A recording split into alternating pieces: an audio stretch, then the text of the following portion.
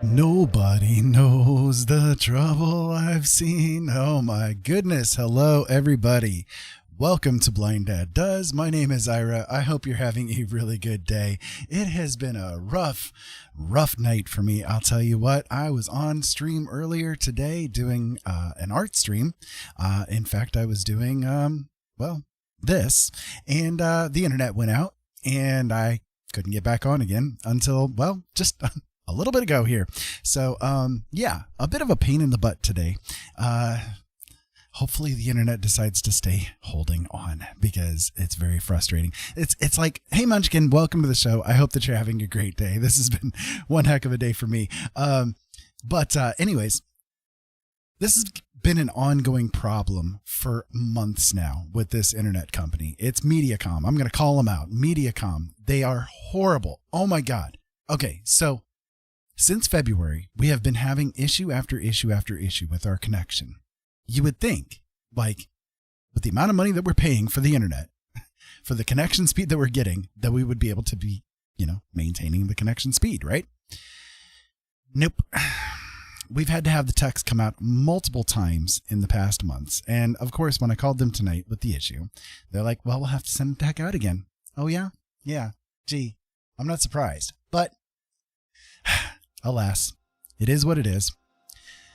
I'm back. Hopefully everybody out there is going to enjoy whatever it is that I do today. I don't even, I've got it set to do the art stream, right? And I'm probably going to do that just because I am in the mood to try to finish up what I was trying to create. But it's like it threw my whole night completely off. I was so having fun, just enjoying the company with you guys, and just, I don't mean to lament. I don't mean for this to be like a complete, let's lament Ira's problems or whatever stream. That's not what this is going to be. It's frustrating. So,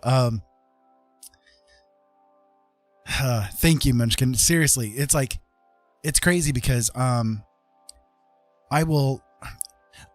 problem is we're rural, right? We're living in a rural area, and the only internet company that we have available is the one that we have. And it's either that or we do satellite.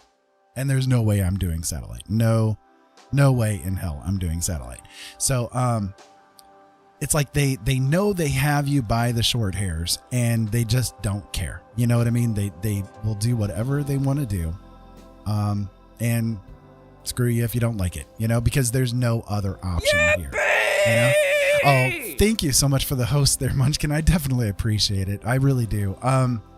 I'm trying, I'm going to lay things on the line for you guys here, right? For those of you guys that are familiar with me, you know my story, right? You know how it is. Ollie, hey, thank you for being here. I'm so grateful that you're here with me tonight.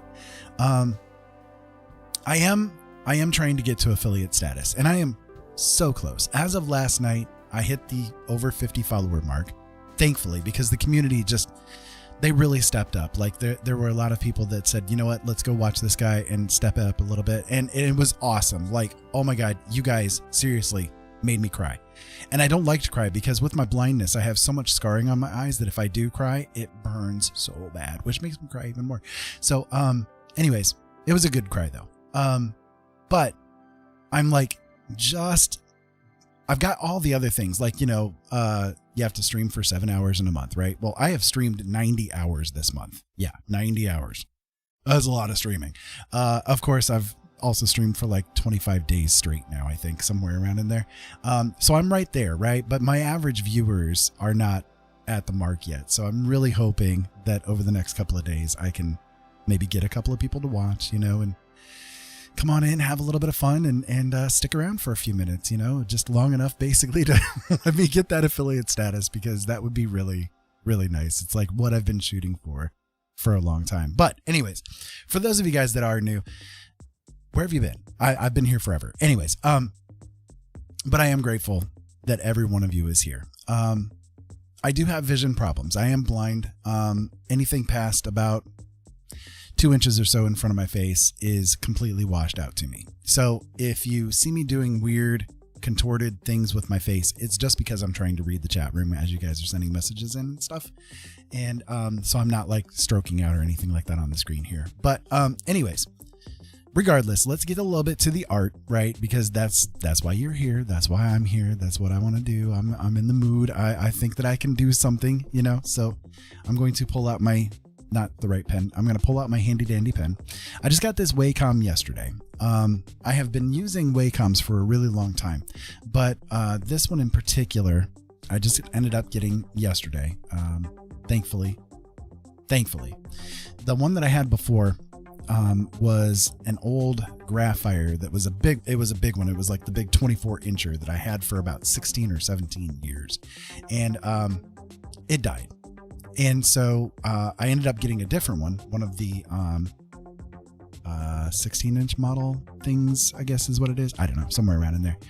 And it's a nice one. But then my kiddo does art as well, and they stole the tablet from me. And I figured, well, I hadn't been doing art for a while. It had been about a year since the last time I really touched the tablet. So, no big deal. But of course, then the art bug decided to hit me, and I was stealing their tablet over and over. And I was like, okay, nope, I just can't do this anymore. So I ended up finding one that I can make use of. And yeah, so we'll go from there. Yeah, Munchkin, seriously, I appreciate it. I really do. S19, hey, welcome to the show. Nice to see you again. How you doing tonight, bud? I'm going to get started. I'll go ahead and switch over here to the art screen so I can stare at it for a moment and maybe get myself into a frame of mind where I can go ahead and start making use of things. So let me show you what I did to begin with. So as you can see, this is the stance where things are right now. I'm gonna close down some of these layers here so that you guys can see where things began.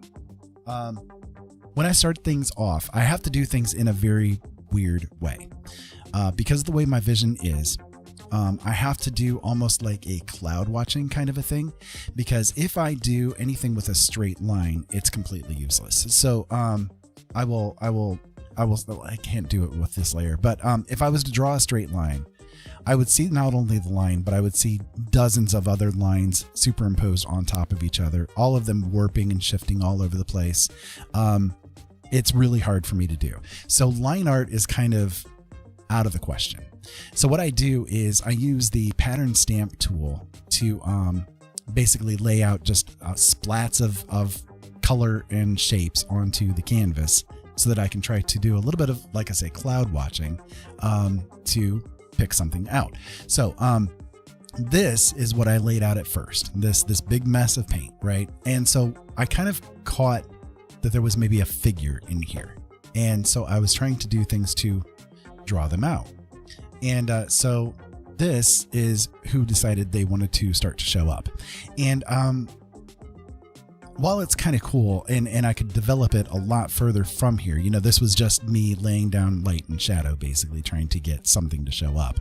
While it's cool, maybe a forest figure made out of like leaves and branches and that kind of stuff was kind of what I was thinking when I was looking at it.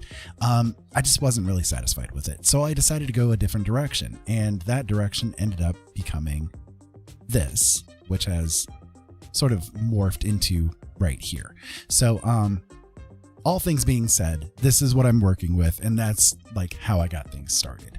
So, you've messed up your sleep pattern. What about you? Okay. So yeah, sleep pattern is something I suffer a lot of, and I'll tell you a backstory.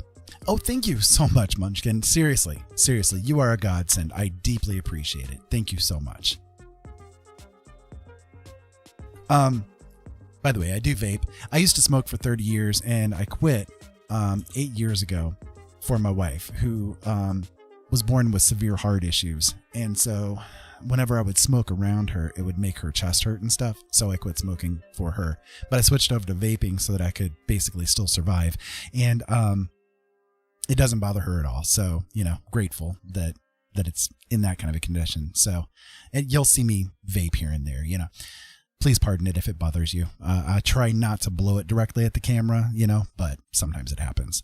Anyways, so I've been married 4 times. My third wife was problematic at best when it came to my sleep schedule, because after our kids were born, I've always been a third shifter.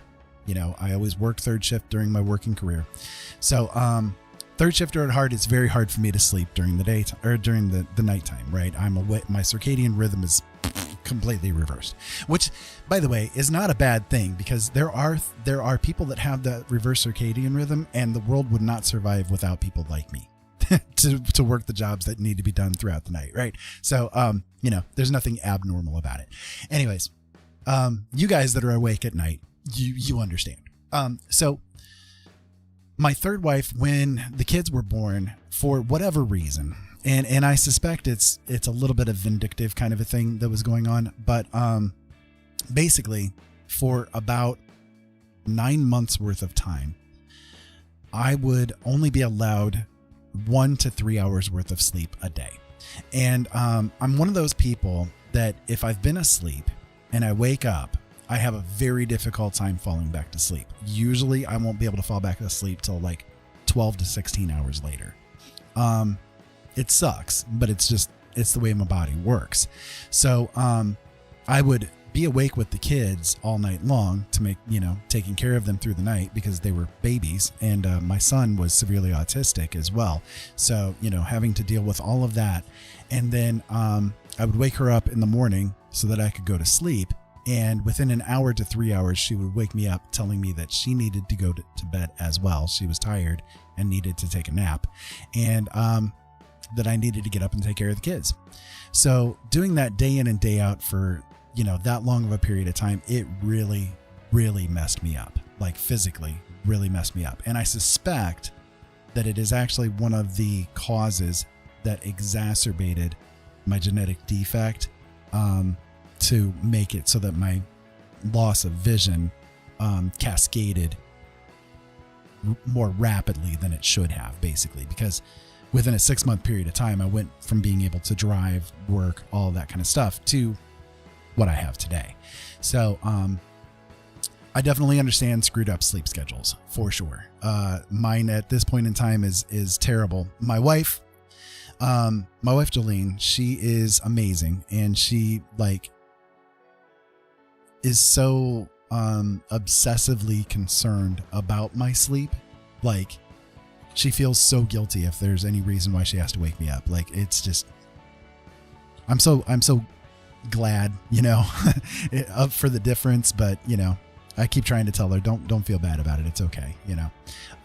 So anyways, that's a little bit of my story, for whatever it's worth, So how are you doing tonight there, Munchkin and Ollie?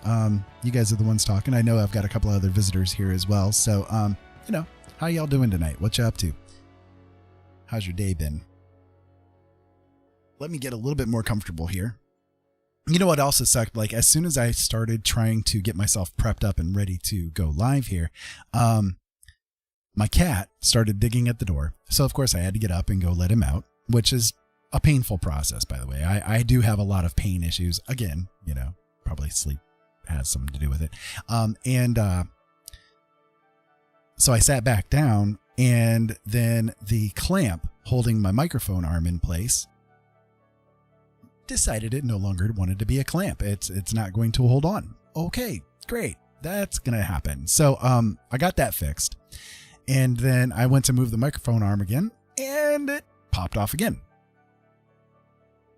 Do I have to go live tonight? Is something telling me not to? I was a little hesitant, I'll tell you. But here I am anyway.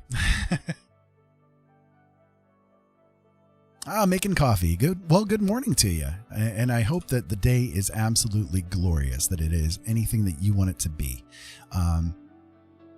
As long as you are being the best you that you can be in this moment in time, that's all you can do. And that's all anybody can ever expect of you.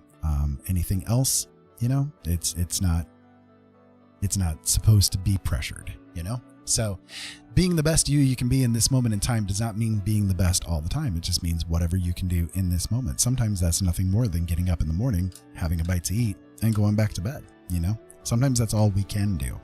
And there's nothing wrong with that, It's just what you have to deal with at that moment in time.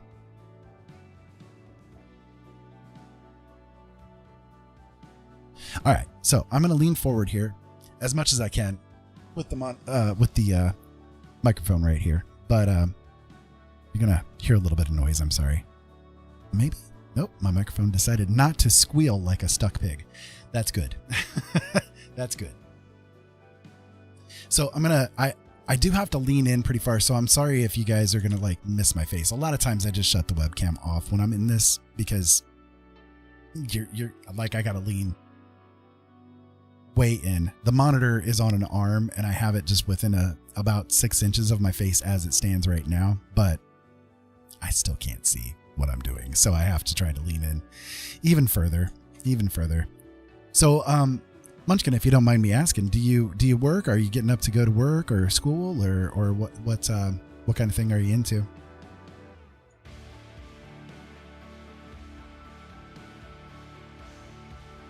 And if that's too personal, I mean, that's fine. Just trying to make conversation with you guys.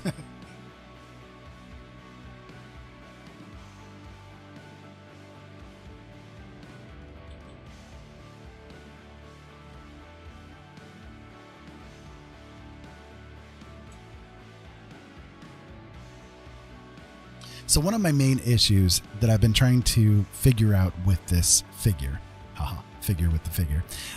is the perspective. I hope that I have the perspective correct. That's unfortunately one of the things with my eyes. In fact, I can show you maybe a good representation. If you're curious, by the way, this is the piece of art that I made on the stream yesterday while I was streaming. So there's that. But let me show you, just so that you guys have an idea of the kind of thing that I do have to deal with. If my system will load it, thank you very much. There we go. This is a pretty good representation of what happens with my vision. So this is a picture of the moon, but you can see like there are many images of it superimposed over each other. There's stuff warped all over the place and all that kind of good stuff. So that's how my vision works. It's pitiful, I know, but it's what I have to deal with. So the closer I am to the screen, the less this effect has. So that's why I have to lean like pretty far forward, you know. Well, thank you. I do appreciate that you enjoy it. I try to do what I can. There are days where I just can't. You know, it's like for one of the issues that I deal with is I can show you another one here. I did this one 2 days ago on screen. No, wait, that's not this one. This is the same one, Ira. What are you doing? You're showing them the exact same image over and over. Come on, you dumb butt. There are some days where I will wake up in the morning and I will have hit me what is called a high drop. So again, one of my main issues is that I have a lot of scarring on my eyeballs. So the scars, here you go. This is the one that I did 2 days ago then. And both of them could be a lot more detailed, but you know, this is kind of what I left myself standing with. But with the, you want that? With the high drops, basically what ends up happening is fluid from the inside of my eye will leak out of the scars and it will cause a blister to happen. And the blister is very painful. It's like you have a stone in your eye, like for hours. You can't do anything to get rid of it. So it's kind of one of those things that I have to deal with. I never know from moment to moment whether or not that's actually going to happen, because it can happen anytime. And the more that I stress and strain my eyes, the more likely that kind of thing is to happen. So I try to be very careful with it. You know, I'm aware of my issues. So I try to do what I can to avoid having that happen. But sometimes it's impossible to avoid. It just happens, you know, at random. It'll decide, yeah, you know what, let's do this today. So So, no, I don't mind at all. I don't mind talking about it at all. And I think that it's good to talk about, because the issue that I have is kind of a rare one, but I do know that there are others that are out there that suffer from it. So basically, I was born with a genetic defect in both the eyes. And, the way that this particular defect works is your eyes will be pretty normal. You might have nearsightedness or something like that, just like anybody else. But when you hit your teen years, the corneas start to thin, and they start to lose the ability to have a cohesive structure. So for most people that have this issue, they will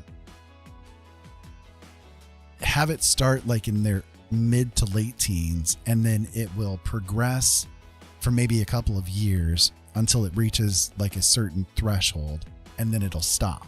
And what you're left with is whatever vision, was there once that progression ended. And then once again, in your late 20s to early 30s, the progression will start in again. And this time it will go to basically what's called end stage with it, where your corneas become so thin that they're practically useless. So I was lucky that mine did not progress until I was about 38 years old. So I was actually quite late in life compared to what most people do when they have that second threshold hit.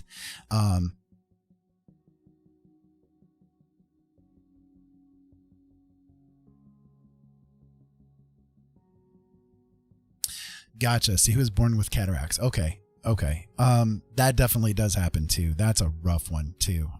Does he have to have cataract surgery multiple times? I'm just curious because I know sometimes, the cataracts can be removed, but they will come back again.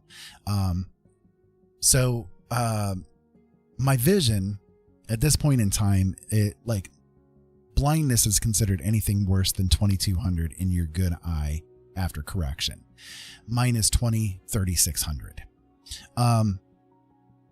There is nothing remaining for me to do to be able to help my eyes than to have corneal transplants.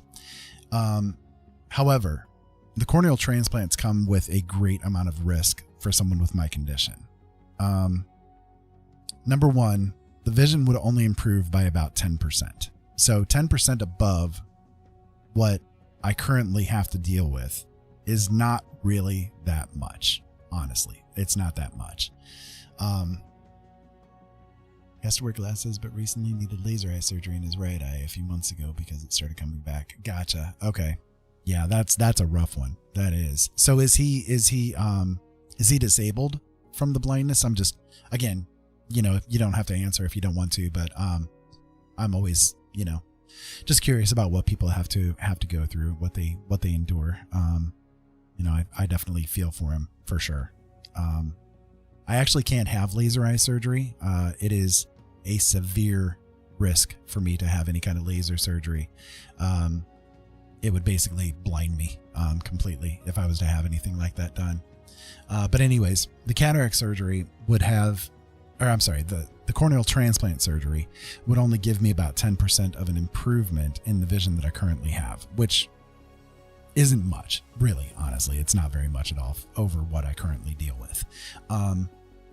Also, the risks would be that I would go completely black blind. The surgery would fail and I'd go completely black blind. And knowing my random number generator angel, that probably would end up happening.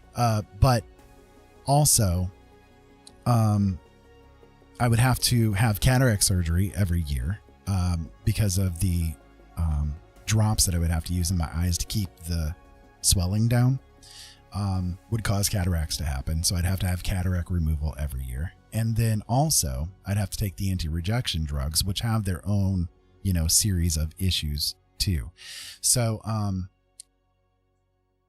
I'd also have to deal with the fact that if I touched my eyes in the wrong way, the cornea could pop off, just all the risks, just a severe amount of risks that come with it. So it was kind of difficult for me to do, but I spent a long time trying to deliberate on whether or not the choice of doing the surgery would be a good one. And in the end, I decided to stick with the devil I know, because I can at least function somewhat with what I have. if I'm in a place where I'm familiar, like home, I don't have to use like a blind cane or something like that to get around, unless somebody decides to move things around on me, which does happen in this house, by the way.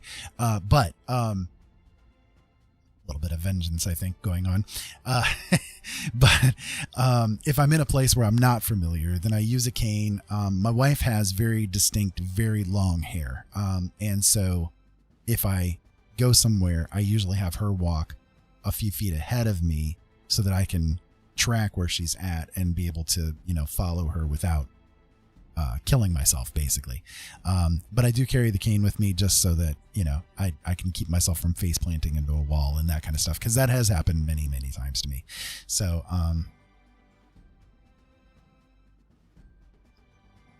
yeah, it is like, I do try not to lament it. Like there are days where it makes me feel a little worse than others. Like I'll wake up in the morning and I'll feel a little bit on the depressed side or something like that. And I'll start to, kind of bash myself. Damn it. Why am I having to go through this and all that kind of stuff, But in the end, I think that I tried jokingly to say, that probably the reason why I was struck blind was so that I wouldn't have the ability to take over the universe. So, there's that. I guess it's just the world trying to protect itself from me. I'm going to grab a drink here real quick. So like basically my eyes are pyramid shaped instead of egg shaped is basically what it comes down to. So there's too much data that comes in. The one advantage of having this condition is that because my eyes protrude as much as they do, I have extreme peripheral vision. So I'm kind of like a goat. I can practically almost see behind me when something moves or whatever, I can tell when it's there. So my kids can't get away with sneaking up on me and stuff. So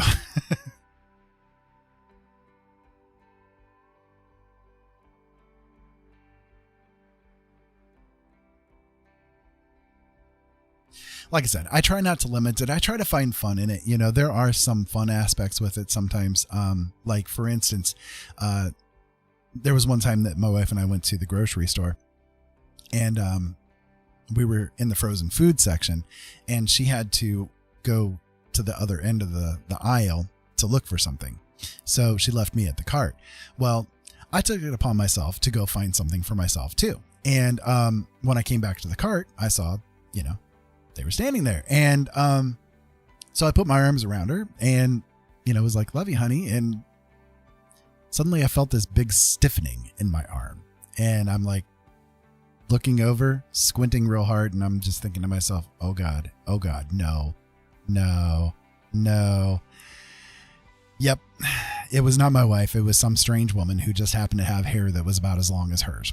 And I'm like backing away. Oh God, I'm so sorry, lady. I'm blind. I thought you were my wife. She's down there. I thought you were my wife. Of course, my wife is down at the end of the aisle, rolling, laughing, going, he's blind. I'm serious. He's blind. It's okay. He thought you were me. And so the lady, of course, rushed off real quick, and I'm like glad that I didn't get slapped with, a suit or something like that. But I'm glad that I didn't follow my first instinct, which is to walk up to her and slap her in the butt.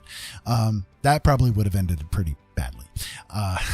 But anyways, so, there are times where the vision issues can come as an entertainment factor, but it is hard. It is hard to live with, but I've done it now for about 12 years. 12 or 13 years now is when it really started to do a progression. I went from having like pretty decent vision, like to the point where I could, still work. I couldn't do the jobs that I used to do. I used to work on computers. That was my big thing. And I couldn't do it any longer because, well, years ago, I stopped being able to see the small parts as well. So I did driving jobs and that kind of thing because you don't have to have as much of an acuity doing that kind of thing. And then it reached a point where I just couldn't even do that anymore. So yeah, I'm pretty much on disability at this point. Again, I'm an open book, right? I don't hide anything. I don't bite any bones about anything. I am doing the streaming thing so I can try to earn a little bit of money because the disability payments that I get are woefully low. I know you're in the UK, so but for those of you guys that are out there that aren't as well, I'm like when I again, I worked for years. You know, my whole life I've been working. I started working when I was 15 years old, and a lot of jobs that I had, even, you know, I'd $1,400 a week, no problem, you know, is what I would bring in. Right. So, yeah, that's definitely harassment for sure. So you would think that I'd be able to make a pretty decent amount, you know, in disability. But I'm going to throw it out there. Just take a guess how much I'm expected to live on disability. I'm going to see if anybody out there can peg it. Ollie, don't answer because I know you know the answer. By the way, Ollie is one of my kiddos. They do streaming as well if you ever want to check them out. Ollie B, over there on Twitch. They're really good. They're a VTuber. They're very entertaining. I love watching what they do. Just a really great show. So, anyways, so when I went to apply for the Social Security, the disability, it took a long time for them to actually kick it in. Like they kept refusing it, and which is weird because their own rules say that if you have vision that's worse than 2200, you know, 20/200 in your good eye after correction, that you are considered blind and therefore qualify for disability, right? But they refused me for years. Like I had to go through the process for years.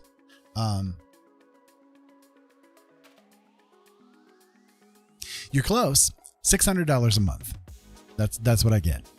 $600 a month. That doesn't even pay rent, you know? So it's like, I don't know what else to do that I can earn at least somewhat supplemental kind of a thing so I can help feed my kids other than doing streaming stuff. I am an author. I have published multiple books, but I don't make enough with that to really do much of anything, honestly. And part of that's because I don't advertise. I got screwed over quite a bit through a publishing company that I went through, and I don't know. I'm not up for it again at this point, basically. But yeah, so you know, the streaming is here for me to, you know, make a little bit of that ad money. You know, I do it on YouTube too. I've done YouTube streaming for years, and that's where I primarily was. But over the past few weeks, I have been shifting my focus over towards Twitch. So this channel's new, but I did have a Twitch channel before, and I only had like maybe 11 followers on it, you know, not much. But I'd never really focused on Twitch either. So my hope is that, you know, one day I can reach that partner status and get a little bit of that ad revenue. You know, it'd be a little something, a couple of cents per month even, you know, is more than what I'm making otherwise, right? So that's why I'm doing that. I mean, not all the reason, by the way, not that's not my prime driving force, right? But it's like one of the things that is there with it. You know, I would love to have that kind of thing happen just so that I can, again, be able to help feed my kids. So, I'm just being honest with people. You know, I don't think that enough people are honest about the reasons why they do this kind of thing, you know? But I've put in 90 hours worth of streaming over the past couple of weeks. You know, that's a full-time job, you know? So, it's not, like I said, it's not my main focus. It's not the thing that I'm doing here. I want to be here to because I don't get out. Like I don't drive. My wife drives, but she's been, going through recovery from her heart surgery. So it's like, we don't have friends. We don't have anybody that is family to us that we can really communicate with, because both of us stepped away from our families a long time ago. So we only have just a couple of people in our lives, you know? And, so I'm here because you guys, I want you guys to be my family. You see what I mean? Like, I want you guys to become a part of this fold that I have here, you know? Because I don't have anybody else. So that's why I'm here.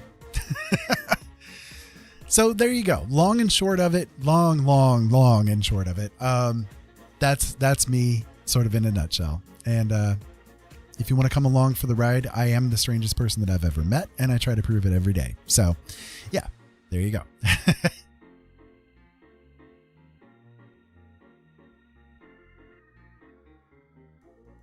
One way or the other, I just try to have fun, because I've lived enough misery in my life that I just want to, have fun with people, be entertaining, be my weird self with people, and hopefully people will accept that. I did radio for a number of years, and it was really good. Like, I enjoyed doing it. It was a lot of fun for me. But the network that I was with started to encounter a lot of problems, and we ended up getting targeted by some pretty evil people out there. So our information got doxxed. There were threats to our kids, there were threats to me, threats to my wife, so on and so forth. It's like it got very overwhelming. It got to the point where it was so stressful that I ended up with stress-induced diabetes. That's how ugly it got. So I had to walk away from it. And so now, over this past couple of months, I've been kind of trying to come back out of my shell again for the first time in a couple of years. I like doing it this way with Twitch, because I feel like I have a little bit more control over the situation. Again, with the network, even if I was not doing anything quote unquote wrong, anything that anybody else did on the network, I was guilty by association. You see what I mean? Like, if somebody on the network wanted to be an asshat on the stream one night, then that reflects on me too, you see? So, it's kind of one of those unfortunate situations. It happens, but that's what I had to walk away from. And so now with this, I feel a lot better because there's more control over things. The things that you see are there because it's me, not because somebody else is causing it to happen. I hope that all that makes sense. Yeah, here in the United States, it really is awful. When they denied me the disability, they denied me multiple times, right? So I had to reapply time and time again. And it took over 7 years for me to actually finally get disability. That's a long time to just be in a void,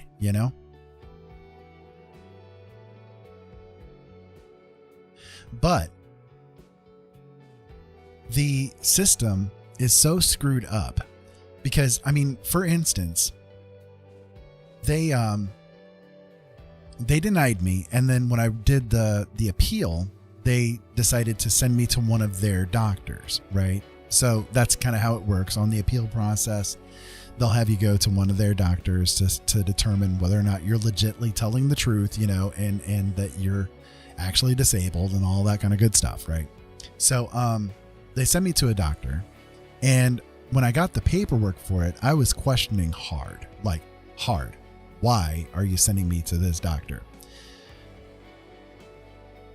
So again, I'm applying for disability because I'm blind, right? I'm blind. They sent me to a chiropractor to see whether or not I qualify for disability. When I walked into the guy's office, he's like, "What the hell are you doing here?" And I'm like, "You tell me. I have no idea what the hell I'm doing here. This makes no sense. I don't know why they sent me to you." So of course, he put in that I needed to be denied because he didn't have a clue how to handle it. He's like, "Yeah, your back's fine, your body's fine, whatever. You're fine." Because he had no way of measuring the eye problems,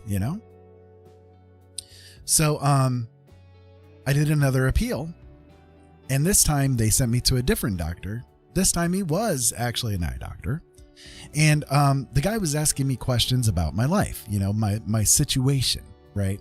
So at the time, I was living with my mom because I had 2 kids that were basically babies. My son was about 2, about 3, sorry. But his autism was kicking in hard, and he lost everything. So, he lost his ability to speak, lost his potty training, lost his ability to walk. We had to reteach him everything from the get-go. He was basically an infant again. And then I had my other kid who was an infant. My wife had basically walked out in the middle of the night when I came home from work and said, I'm done and I'm walking away, left me with the kids, and took off to Canada to go live with some guy that she met on the internet. Hasn't been in their lives ever since. So I was in a rough spot. It's like, I need help here. And so my mom had the free space, said, okay, come on over, So I started staying with her. And so, I mentioned to the doctor that I was living with my mom and that, I helping me take care of the kids and so on and so forth. And he said, well, you know what? I don't think that it's right for a man of your age to be sponging off of his mother. So I'm going to recommend that you not get put on disability. You're obviously doing this as a fraud situation. Didn't check out my eyes. He didn't look to see what was going on. He didn't look at the previous medical records. He just unilaterally decided that me living with my mother was wrong to him, and therefore I should be denied. So of course I got denied.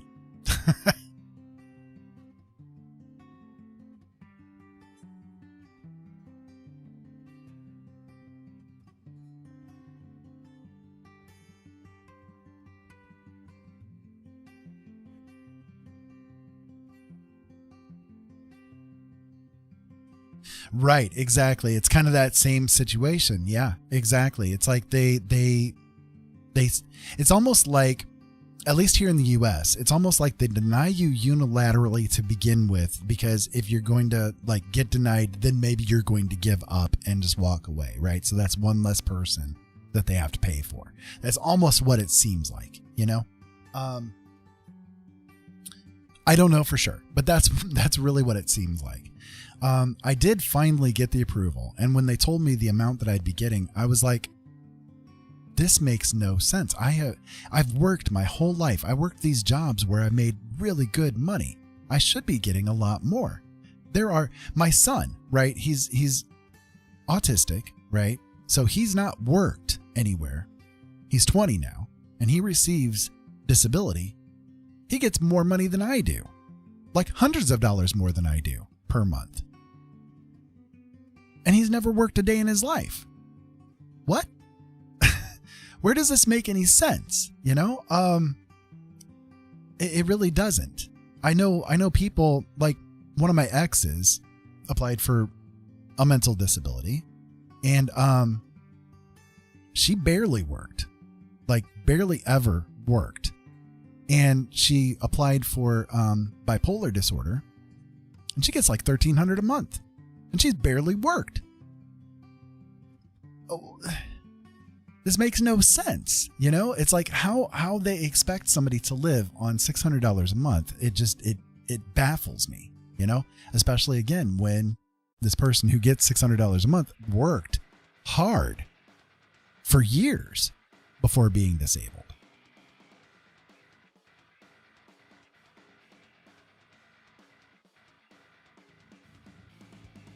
Right. It's like there are people that will apply, just to see if they can get qualified, and they get denied, and they're just like, okay, fair enough. Yeah, fair enough. I'll be back later on sometime, but there are a lot of people that are out there that are like me that have these issues, and they keep getting denied over and over. And it makes no sense as to why, why the denial is there.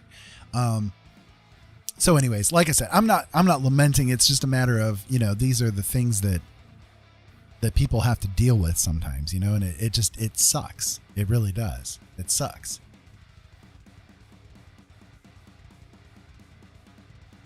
Yeah, that's what I'm saying. It makes no sense. Like they tell me, like when I've asked them about it, they tell me, oh, it's because you only made a certain amount during this section of quarters that you would have gotten the credit for. And I'm like, that's because I was trying to apply for disability during that period of time. I couldn't work anywhere. you guys literally were the ones that caused me to have no credits, right? It's frustrating. It's really frustrating how much they screw you around, and then expect you to just say, okay, thanks, I'm done, So I don't know. I'm gonna try to look to see if there's a way that I can appeal things so that I can qualify for a higher amount. I don't know. I don't know if it's possible to do it. But I can give it a shot, like see what they can do to, like, I don't know. Did you guys miss a letter or a number somewhere, and therefore I'm like qualified for less? Because that's the only thing I can think of. Accidents happen, mistakes happen here and there. So I'll tell you what, I need to AFK just real fast. Unfortunately, I got to take a little bit of a bio break here. I should have gone pee before I started the air. I know. But anyways, let me be right back.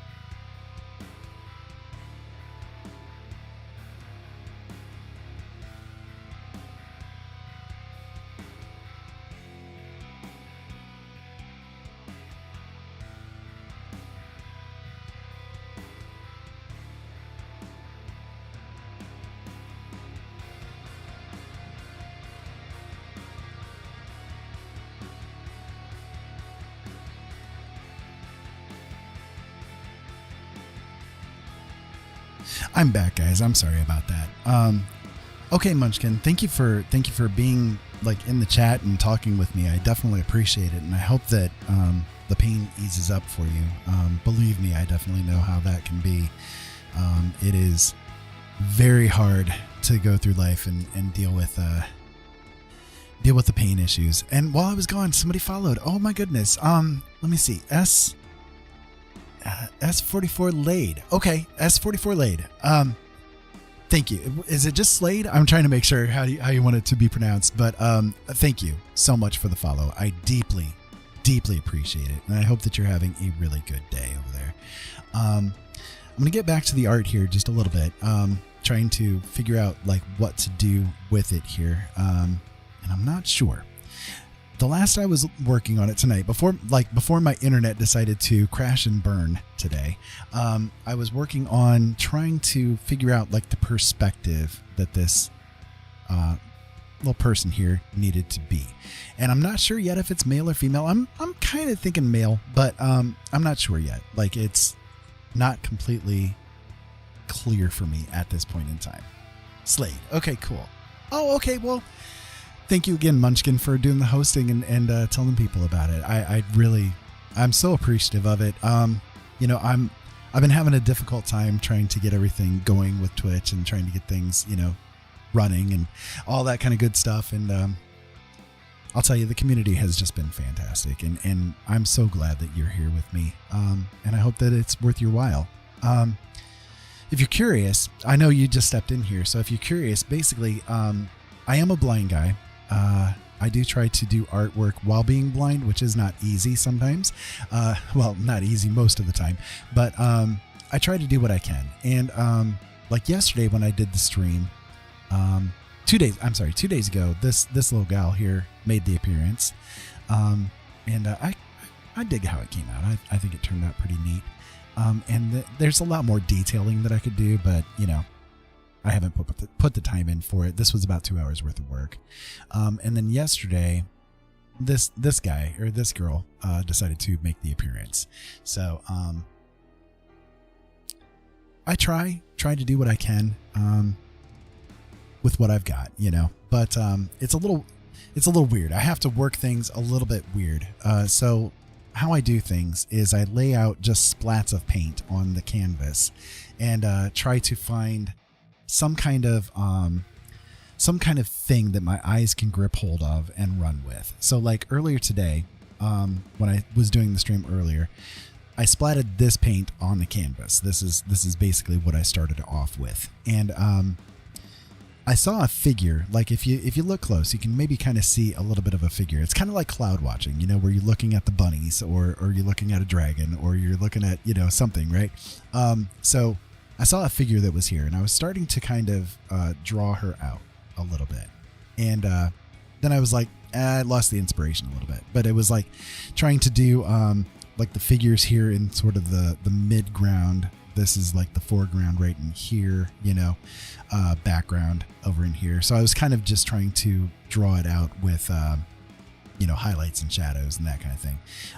So then I was like, nah. Is not really working out for me very well. So I kind of splatted some more paint around and just, screwed around a little bit. And basically this is what has made the appearance at this point in time. So, so I'm trying to figure out like what perspective to run with. From what I get the feel of it, they're kind of staring into this direction here, and, so I'm trying to figure out like, okay, if that's the case, then how much of the face is going to be showing? How much of the cloak and all that kind of stuff is going to be showing? I do plan on this right here is going to be a bit of the foreground kind of a thing. And I'm going to have grass kind of coming up through the cloak and all that kind of stuff. So just trying to figure out where to run with it from here, So as I lean forward, like, again, I have to, I have these vision issues, so I have to lean forward a fair bit. So it's a little bit hard for me to talk and be forward into the monitor, but I will as much as I can while I'm actually, scribbling and stuff. But if you guys do say things, I will respond. But it's like I'm having to be like 2 inches away from the monitor, so having the mic here as well is a little bit problematic. So I'm still trying. Like this right here that you guys are watching right now, this is only the third time that I've ever streamed my art. I don't show it. Like, I don't show my art. It's very difficult for me to do it. So I hope that you guys are, bearing with it and being patient as I'm trying to both be here, talk, and stream and all that kind of stuff all at the same time. It's a little on the rough side, I won't deny, but I'm gonna try to do my best here. So, but I cry your pardon and hope that you guys are patient.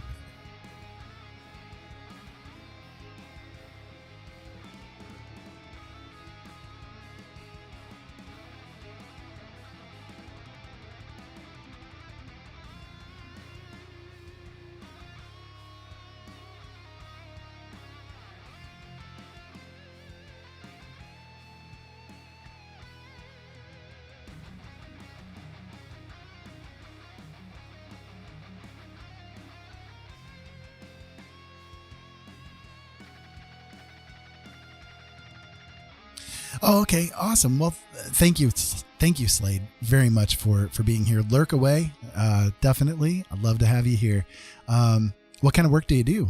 Just out of curiosity, if you're willing to talk about it.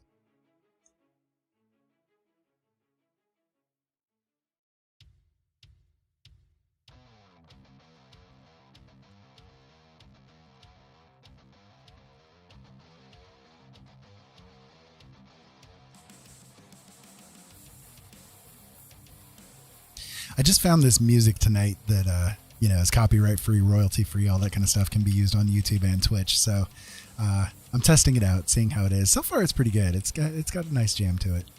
It's pretty cool.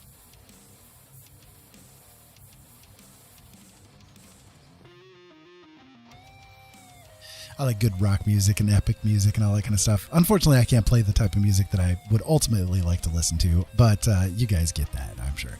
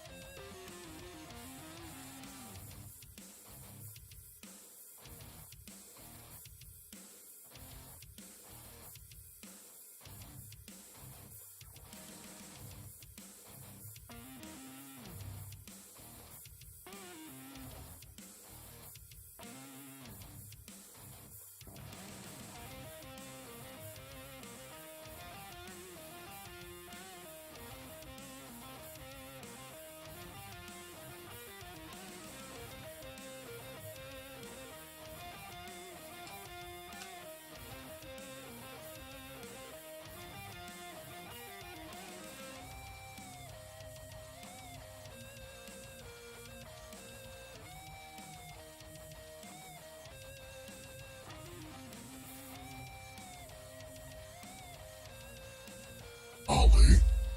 Are you still here, Ollie? I like freaking Ollie out with the weird god voice thing.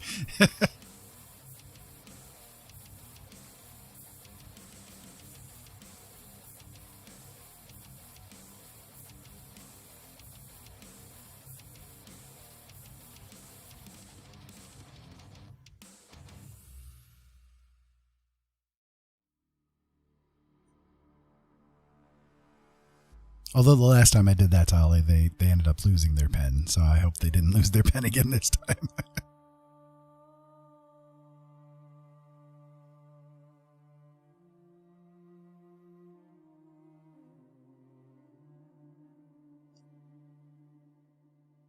I'm gonna switch over to the hard round brush so I can get some of that edge a little bit tighter on the cloak.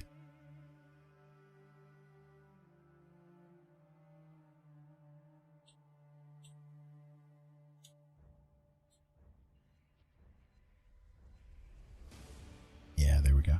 That's a little bit better.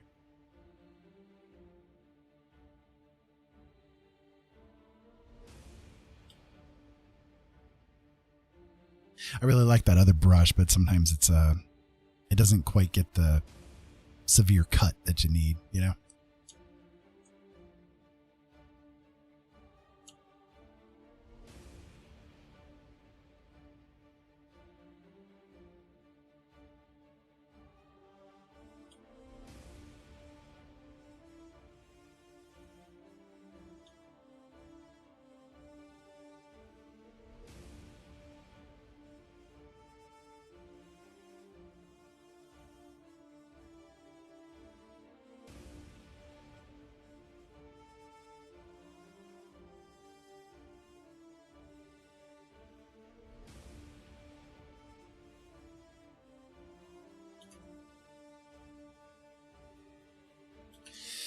For those of you guys just tuning in, welcome. This is Blind Dad Does. My name is Ira, and I hope that you're having a really good day.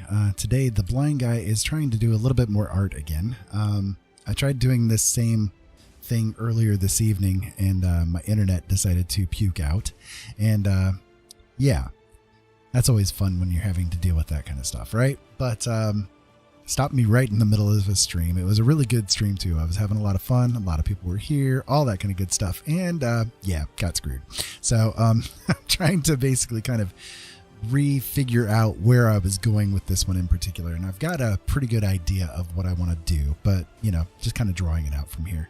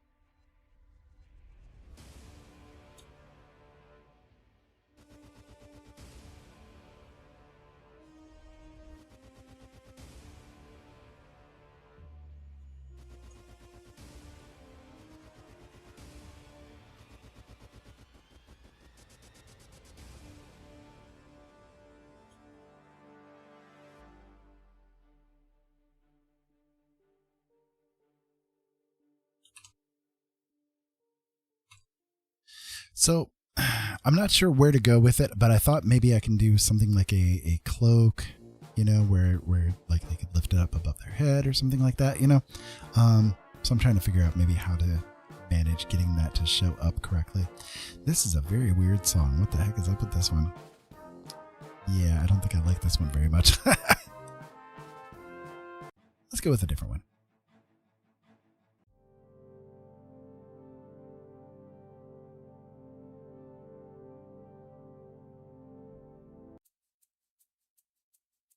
Yeah, we'll go with something a little funky here.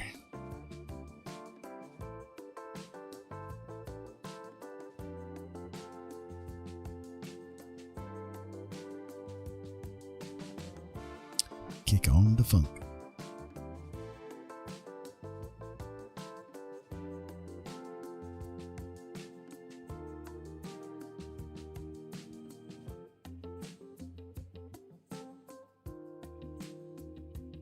I'm trying to decide if this face, as it stands right now, is a little small compared to what it should be. It kind of feels like maybe it is.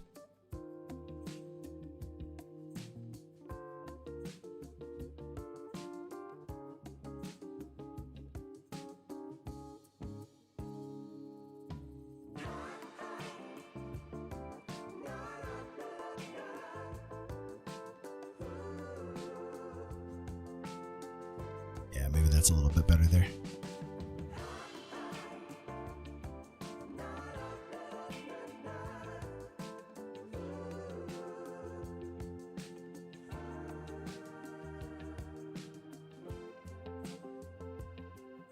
I'll develop that more as I go, but just it felt a little bit wrong. A lot of times that's how it is with me, you know, with the eyes thing. It's you know, it's all about the feel of it as opposed to like what it actually looks like. I kind of try to get a good idea with like how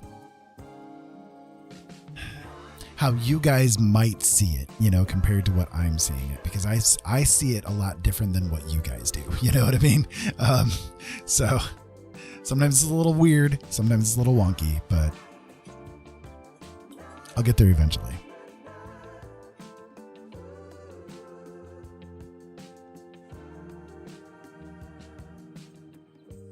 All right, I'll switch back to this brush now that I've got a little bit more of the sharpened edges going on now.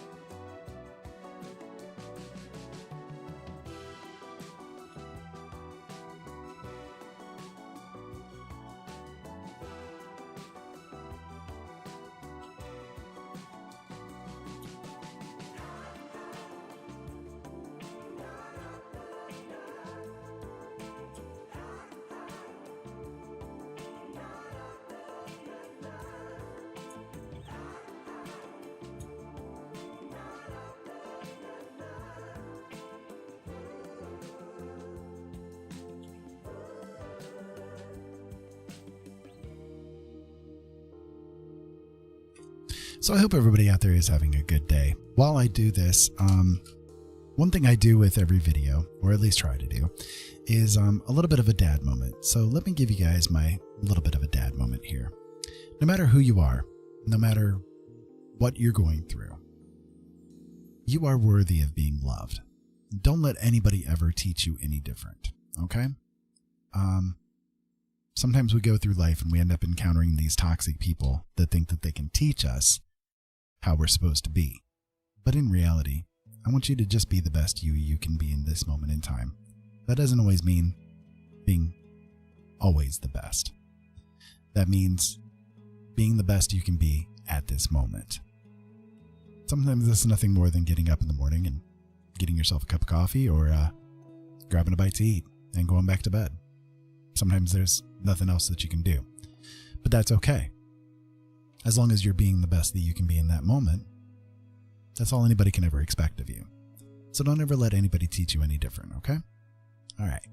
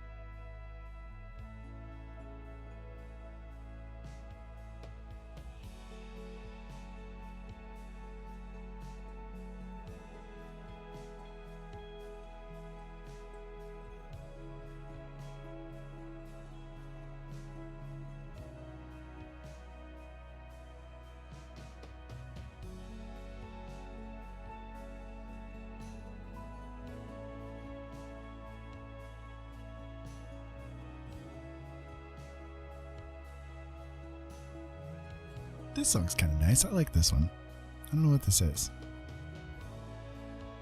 It's kind of nice. I like it.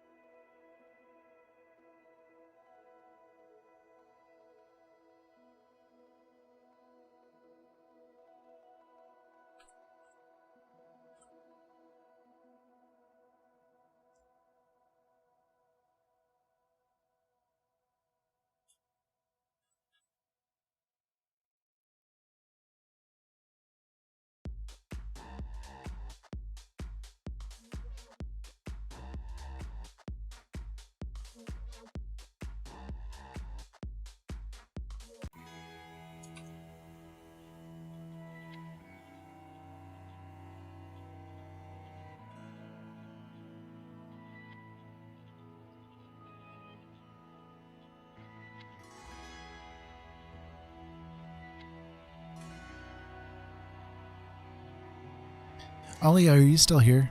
I'm just making sure, kiddo.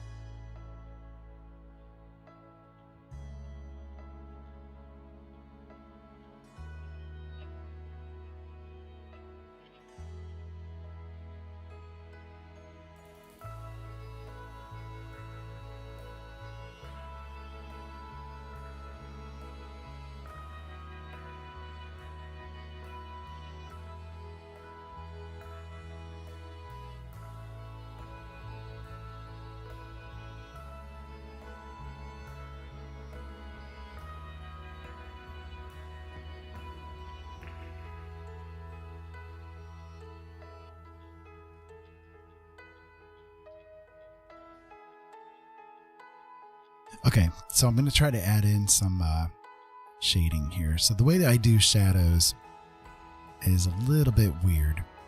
I like to use a small or a soft brush, and I set the layer that I'm going to use into multiply mode. I'm going to turn the opacity way down so that I have some control over it.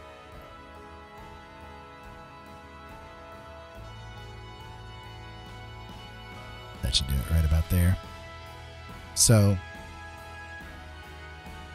I'm not going to select black. Like normally, people tend to select black as the color, you know, because, well, shadows are dark, right? And that works, right? If you wanted to lay down the coloring like this, see, it does work, right? But the thing is that shadows are not simply black. Shadows are colors, right? But they're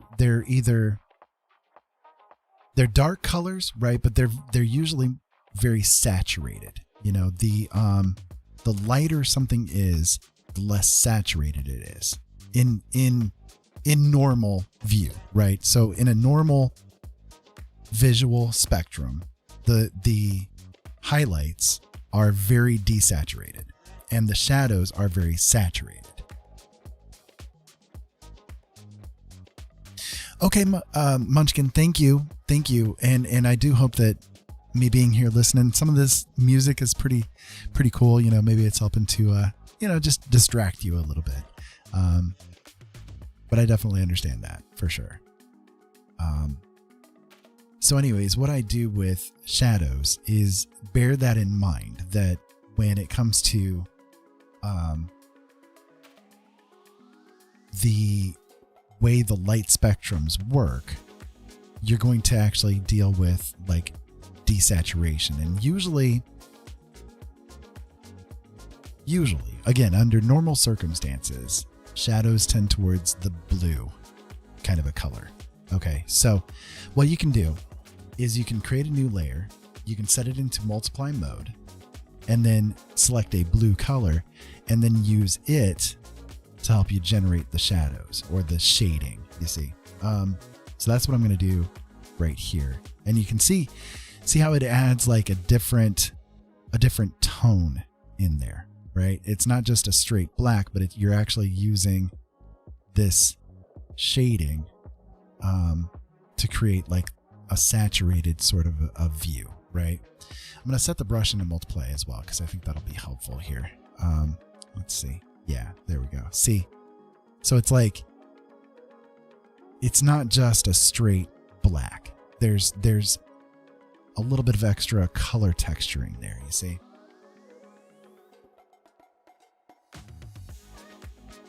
So I lay out the lighter color there first, and then I will kind of like fill in with the darker blue, still blue, right? But it's a darker blue, right? See, there you go. So like you can kind of create little divots of shade, you know, within the viewpoint, you see. So like, even though I haven't done anything really to add anything down here to the paint splat that happened, you know, you can now see that this figure is like, kind of like, the view is a little bit different, right? We're looking at it from a bit of a skewed perspective.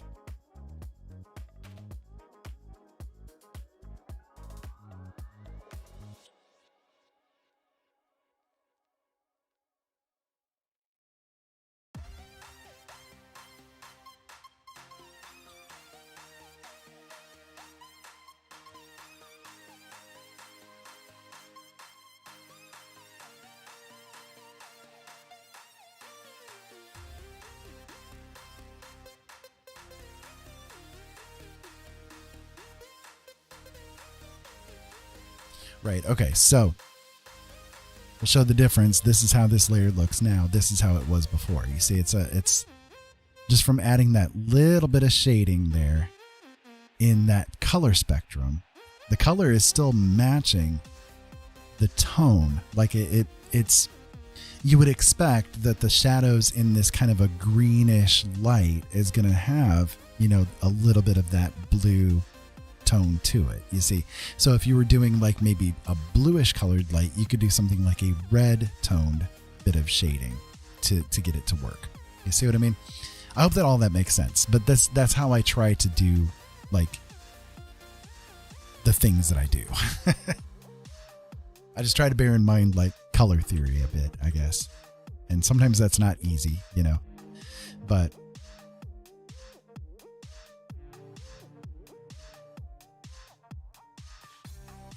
there we go. And I'll kind of darken up the foreground a little bit too, because again, like in normal circumstances, if you were taking a photograph of this person standing here in this exact kind of a situation, the foreground itself is actually going to be darker than what the middle is, which would be even darker than what the far side is. You see what I mean? So it's like the closer you are to the camera, the more shaded, the more shadowed, the darker it's going to be, you see. So it's like you can work with the idea of what does a camera see for your own art.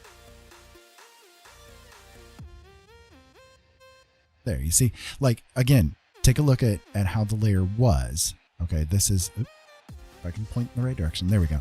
This is how it was. And just by doing that little bit of shadow work, just a little touch, doesn't take much, just a little touch here and there, it makes a dramatic amount of difference in the amount of depth that's created within this little section here. You see what I mean? I hope that makes sense. If it doesn't, please let me know. But just trying to help you guys out. Like, these are tricks that I've figured out over the years, you know, and I do come from a photography background. So like, I do try to bear in mind how a camera works and what I can do in the paintings that I make to kind of emulate that in some kind of way, just to give it like, even though I'm not going for photorealism in the images, because I don't think I'd be able to do that. If I can at least add a little bit of touches that would be akin to what a camera would do, then the eyes of the person who's looking at it can draw upon like the familiar. Even if this is a completely unfamiliar thing, they can draw upon the familiar, and through the theater of the mind, they can put into place what you're just kind of hinting is actually there. So I don't even have to do much more detailing in this section if I don't want to. You guys already have a really good idea that this is, grass and it's ground and there's maybe some rocks here and that kind of thing. But like it's indistinct enough to not draw away from what's happening in the rest of the picture, you see. I hope all that makes sense.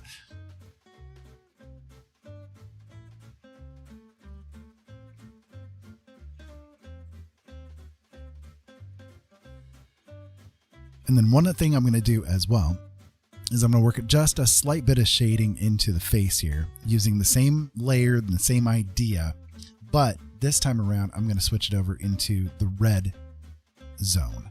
And the reason why that is because skin, okay. A little bit of an anatomy lesson for you guys, okay? Skin is not actually a color. It is translucent for the most part. There's a little bit there because of like melatonin and that, or melanin, sorry, not melatonin. Melatonin would make you sleep. The melanin in the skin does give some pigmentation, right? But the way that shadows work and the way that highlights work on skin, no matter really what the color of the skin is, it's translucent enough that the muscles and the blood beneath the skin are more pronounced in the shadows. So if you were going for a creature or a being, in this case, a humanoid figure, maybe they're a little bit of an elf. I drew kind of like the bigger, longer ears and that kind of thing just to run with it. But I'm making the assumption that this person, this figure here, has red blood. Okay, so like, again, it's weird to think about, but you have to have some idea of how anatomy works to make it look as realistic as you can, right?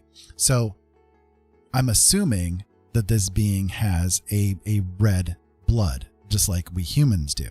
And so how that reflects on how the skin works is that in the shadows, that red is actually going to be more pronounced. So if you are trying to work skin into some kind of a realistic sort of a thing, what you can do is bear in mind that the shadows will be more red toned and the highlights are going to be more white toned, because again, that translucent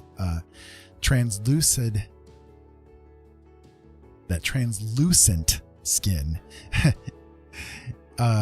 is going to actually be very reflective too, you see, because of the oils and that kind of thing that are on the human skin, and I'm assuming based on how we're doing things here, this is a humanoid figure. I don't think that they're human, but they're humanoid. So I'm making the assumption that their skin and that kind of stuff is going to work in the same kind of way.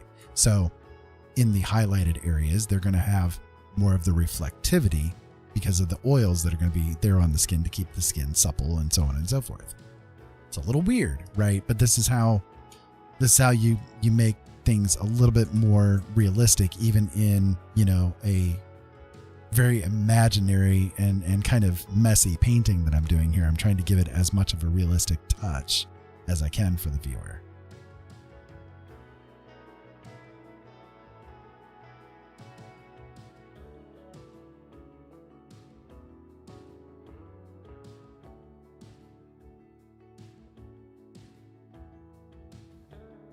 And I'm like, the only way that I can do this stuff. Okay.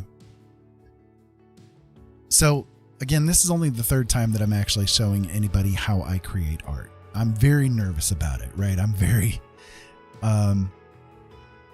this is hard for me. So because I have a bit of a teaching background, I'm trying to do things in a little bit of a tips and tricks and tutorial kind of a way, so that I can make myself feel a little bit more comfortable about trying to talk about what's going on and what the process is in my mind and all that kind of stuff. So I hope that you guys don't mind that I'm doing that kind of thing. I'm not trying to I'm just trying to help, trying to help people out, because my process is a little bit different from what other people would normally do. Not that it's better, not by any means. It's just, this is what I have to do to get by.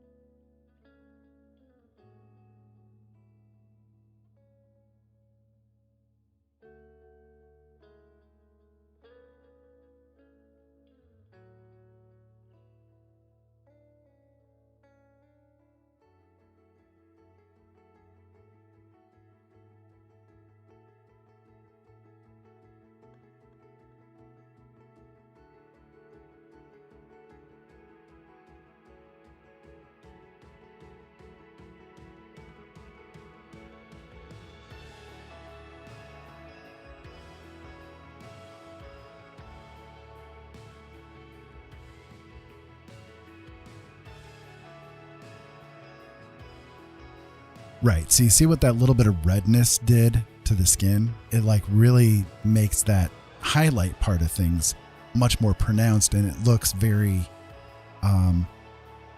more realistic than it did before, you know?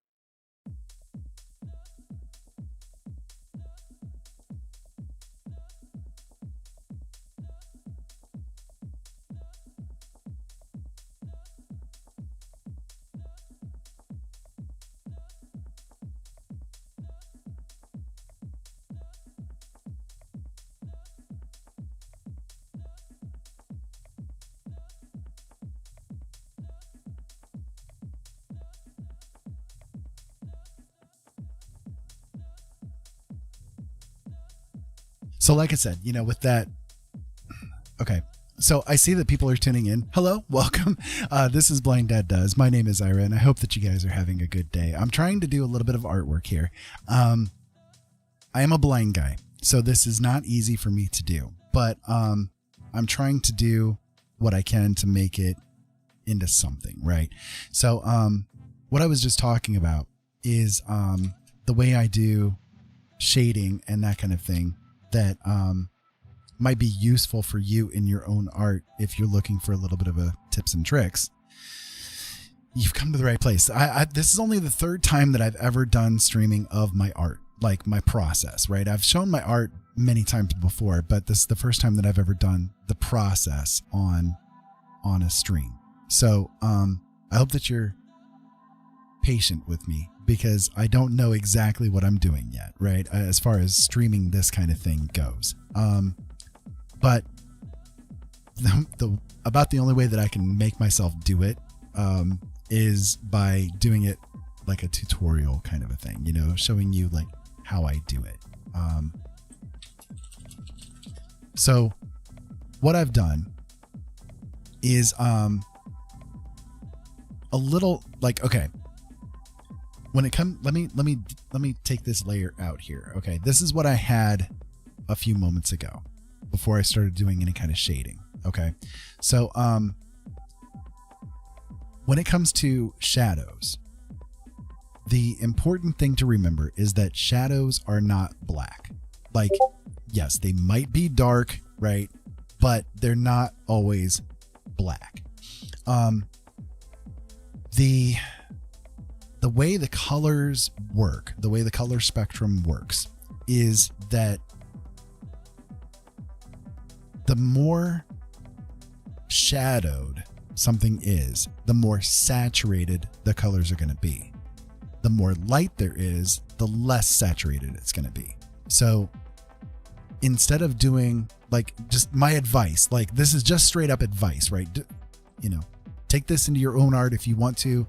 If you find it useful, you know, run with it, you know, but this is what works for me. So when I do shadows, I don't do them as just straight black, right?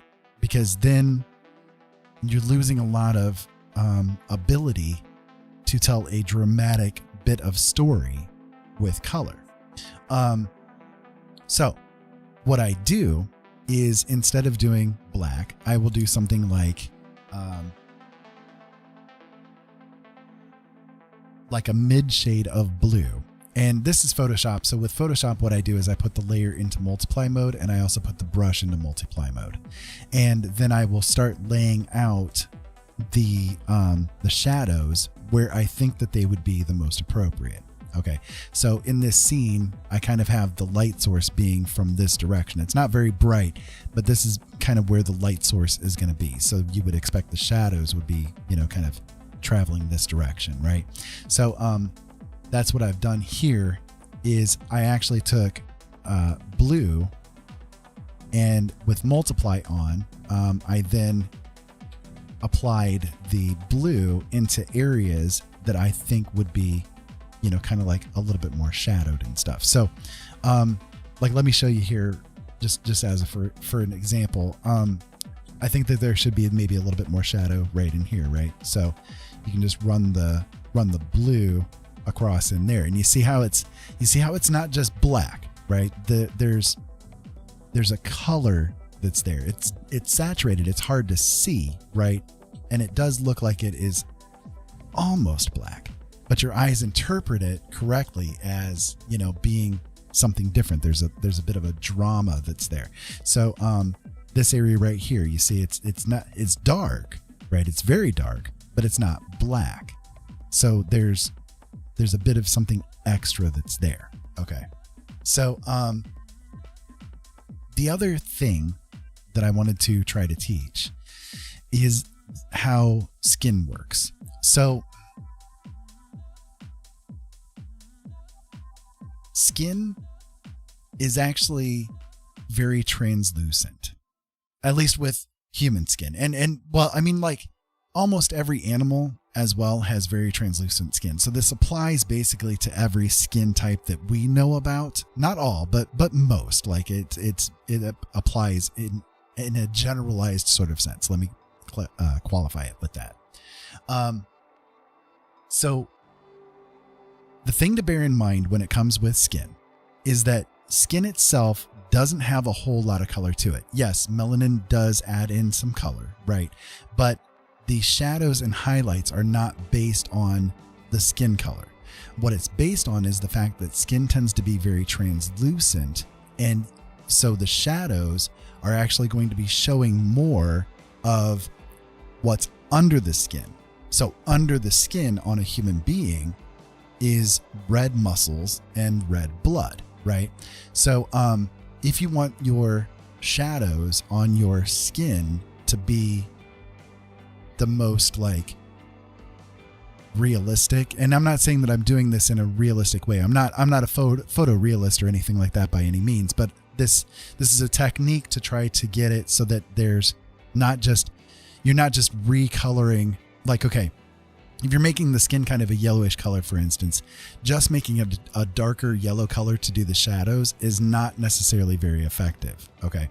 What you want to do is bear in mind what color is the blood of the being that you're drawing, because the shadows are going to reflect that color. So for instance, with this character, I'm assuming that they have sort of a reddish colored blood, much like us human beings do. So again, I'll turn this layer off, and you can see like the shadows that I had going on there, just to like demarcate where the shadows would be, are kind of like just a darker version of the highlight of the skin there, right? So what I did was I took a red color and went down into the red, kind of chose around in this color right here, and then kind of slowly drew in, burning in a color of red into the places where the shadows would be the most prevalent. So like in this view, the light source is coming from here, so the shadows are going to be on this, the back end of the fat side of the face kind of a thing. You see what I mean? And again, with like the ear and that kind of thing. So it's a way, like if you look right in here, the skin is a little bit more ruddy than it is over in here, because again, the shadows are going to reflect that redness of the blood and the muscle underneath.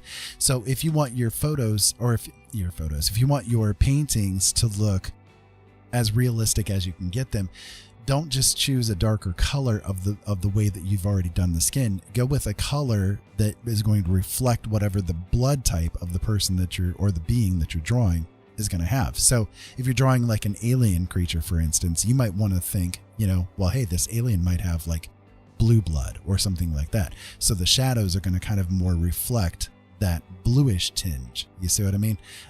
That's underneath that skin. So highlights work in the opposite direction. Highlights are desaturated. The more light there is, the more desaturated it's going to be. So your highlights are just reflecting the oil and stuff off of your skin. It's not actually the color of your skin. It's just the reflection of the light. So the same applies. Like once I start doing the highlights on this face, for instance, I'm going to be like doing it in a desaturated, maybe towards the like a bluish sort of a color that's in here, to give the impression that the skin has a reflectivity to it. You see, I'm going to try, like, again, I'm blind, so I'm trying to do my best with this to make it like as realistic as I can make it, you know, but I'm not as good as I want to be, you know what I mean? Because of my limitations that are here. But I hope that it gives you the idea that you can use in your own art and run with. Even if you're doing like anime art, for instance, you could do things where you're taking those shadows and putting them into that different color spectrum. And that will maybe even give a little bit more of a dramatic sort of a poppy effect when it comes to, you know, the characters that you're drawing. So I hope all that makes sense. Little long-winded, little in-depth maybe, but you know, you just want to kind of bear in mind whatever kind of anatomy the character that you're drawing has. It should reflect what all is going on there. You know what I mean? Another thing with faces, there are certain color zones. So the forehead tends to be more yellow, above the eye tends to be red, below the eye blue, and mouth green, and cheeks red. Yes, exactly. And that all depends on like how in-depth you want to get when it comes to like your art. You know, the more realistic you want to make it, those definitely are the things to do. You know, let me turn on my camera here so I can make sure I'm seeing this section of the skin right here is darker than this section of the skin because it's more depth. You know, there's more of a depth to it than what there is here. The same with the cheeks. You know, if you want somebody that's kind of like me with the native blood, you know, they tend to have more of the high cheekbones and that kind of thing that are there. So, you know, it's all a matter of whatever anatomy you want to be working with to reflect whatever's going on, is what you want to, you know, have as the color scheme. That's absolutely right, Ollie. That's very, very good. That's a very good point. I like it. Definitely. Thank you for putting in the input. I appreciate it.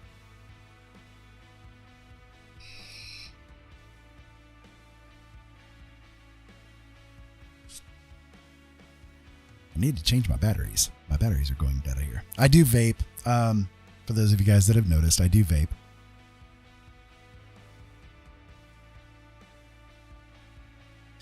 I vape because I quit smoking about 8 years ago for my wife. She needed me to quit smoking because she was born with a heart defect and it was hurting her chest every time I smoked around her. So I switched over to vaping and it doesn't bother her at all. So I don't make any apologies for my vaping.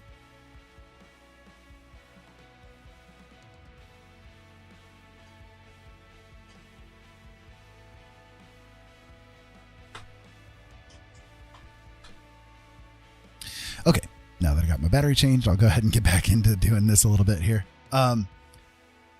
So I think you guys will have to tell me because I'm not sure. Does it look like I have the perspective on things correct? Because like I want it to look like the perspective is slightly skewed, but like the figure itself is built well, right? Like I'm just trying to make sure because I can't. Again, the way my vision works, it's very difficult for me to like discern where the edges of everything are. You know what I mean? Yes, I could do that, but I don't want to do that because that would be a horror show for me. My eyes are accustomed to seeing it as it stands at the moment. And if I was to flip it, then it's going to really confuse my brain as to like what's going on with it. Because of that, the whole swirling thing that I have, flipping the canvas never works for me. Like, I know that works for some people and in most cases it would, but with my eyes specifically, the way that they are, it always turns into a really bad time for me. So I do think though that I have it pretty correct from what I can tell. And, you know, bear in mind too, that I do things a little bit more on like quote unquote ethereal level. You know, it's not like hyper realism or something like that. I try to just do it more as like, this is the impression of what's there. They are a little bit distant into the mid ground as opposed to the foreground here, you know. So anyways, the point is that flipping the canvas for me, it just unfortunately does not work very well. But I don't know. To your guys' eyes, what do you think? Does it look like I need to work on the edging of where they're at? I mean, I can flip the canvas and you can see it, but I'm not going to be able to see it very well.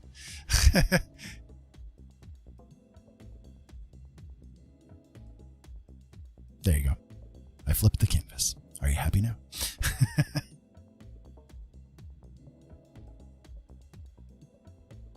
I mean, again, I'm seeing it the exact same way that I saw it before. So, I mean, it looks pretty good to me, I think, but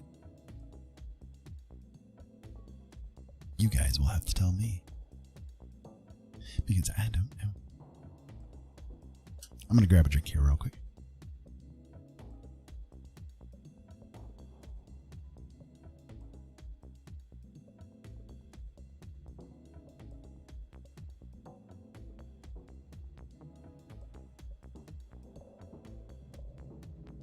I do think too, I'm gonna turn this light that's above me off just because like it's actually starting to interfere in my vision a little bit. So I'm sorry if I'm a little bit more dim to you guys and you can't see me quite as well, but this is going to save my eyes a little bit too, and I'll be able to do this for a little bit longer. So, okay, so back to it. I'm going to create another new layer. And this one I'm going to do as the highlights. So for the highlights, I'm going to do color dodge. And I'm going to set the layer itself into color dodge as well. And this time I'm going to go ahead and select the same color that's being used, but I'm going to transform the color just slightly.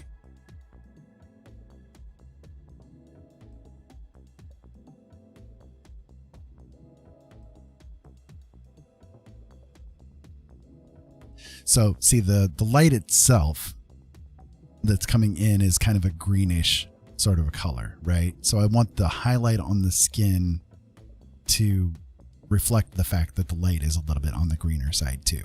Does that make sense?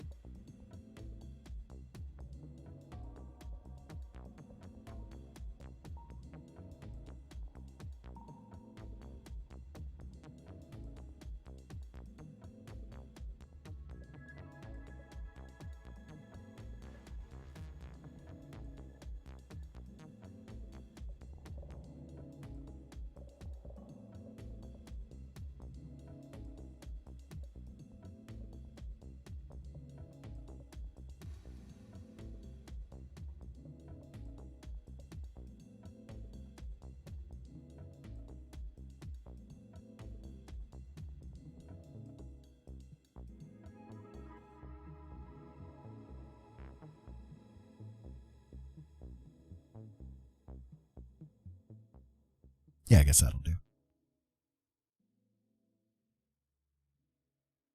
For now, I'm just laying it there so I can have it there. You know what I mean? And I can work it out like as we go. It'll become more refined. I'm just laying it down so it can be there, you know, so it's active, I guess you could say.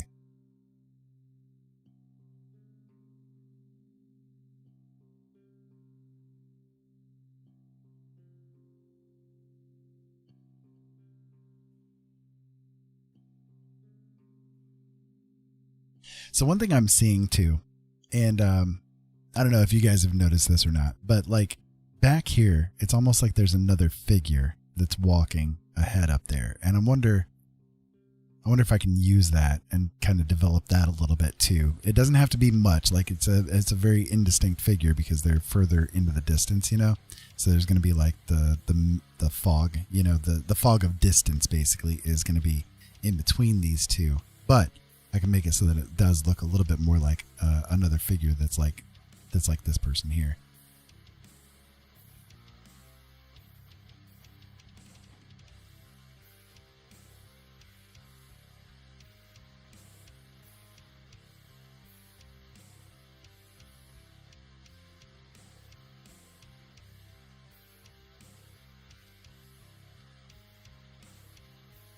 Right, like that. It doesn't really even have to be anything more than that. Just it gives the impression that there's something there.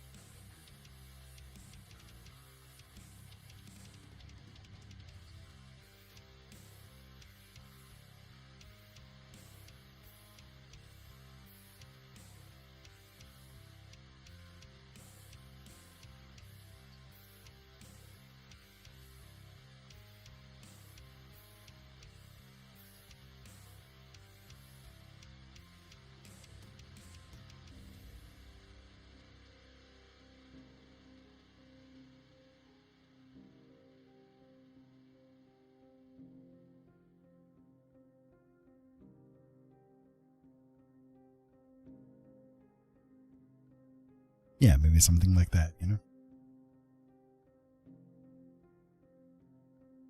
And I mean, it's up to interpretation of the looker's eyes too. You know, it could be like this is just a tree that is broken off and fallen or something like that. But you know, it kind of gives the impression that there's something there. You know, so your viewer would look at that and say, "Oh, well, what's that?" I'm going to get a closer view. Oh, well, I still can't tell, but that's really cool looking. You know, that kind of thing.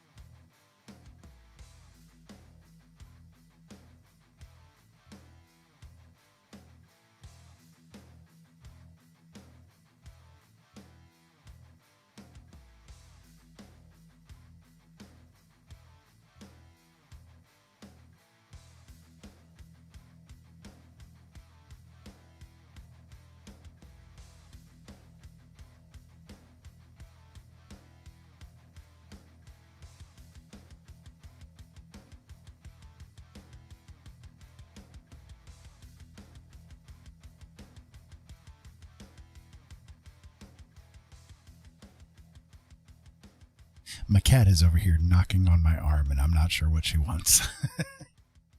Hi, kitty. What? I don't know what she wants. She's trying to get my attention for something, but I can't tell what it is.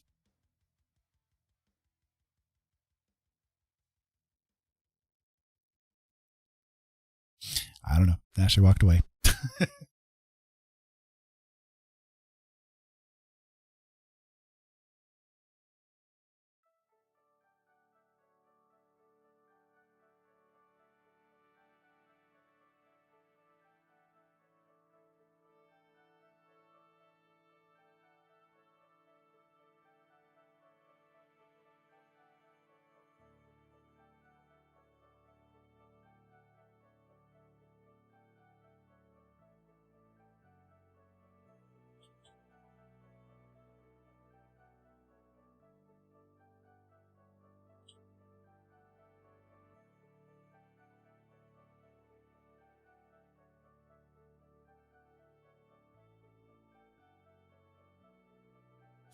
So for those of you guys just joining us, hello, welcome. My name is Ira. This is Blind Dad Does, and I hope that you guys are having a really good day. I'm just trying to work through a little bit of art here. I don't do art streams very much. Like, this is only the third one that I've ever done, and I'm trying to figure out what I'm doing here. It's a little difficult for me because I am a blind guy, but you know, I try to do the best I can with it. So.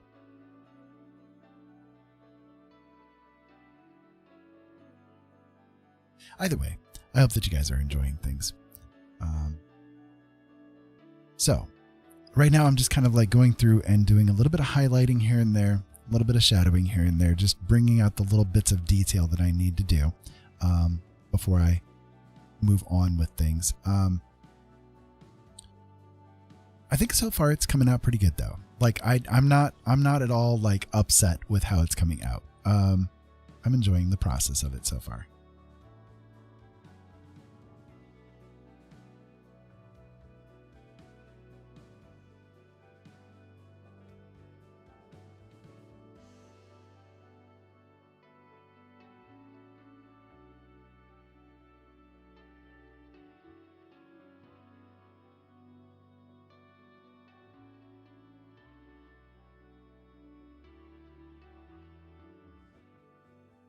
I'm going to switch over to this oil brush here a little bit and see what it can do. I have to adjust the opacity on it a lot though, because it's very sensitive. This brush is like super, super sensitive.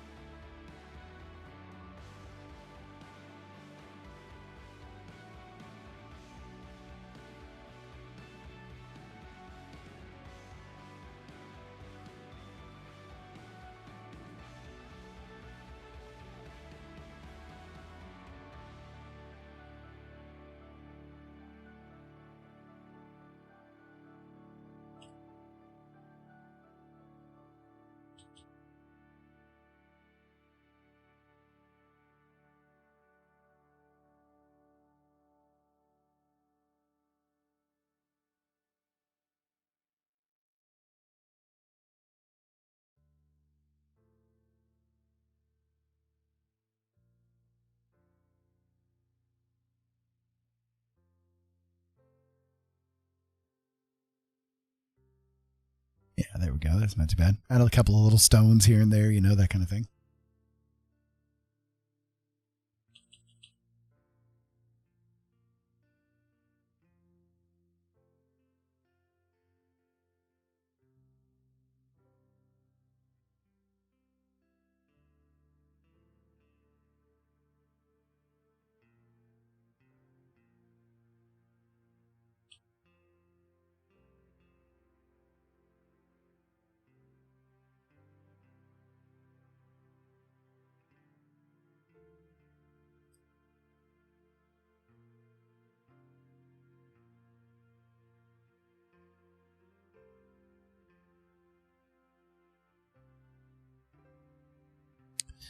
Okay. Let's see. I need to brighten up the background a little bit further. So I think I'll work on that here at this moment.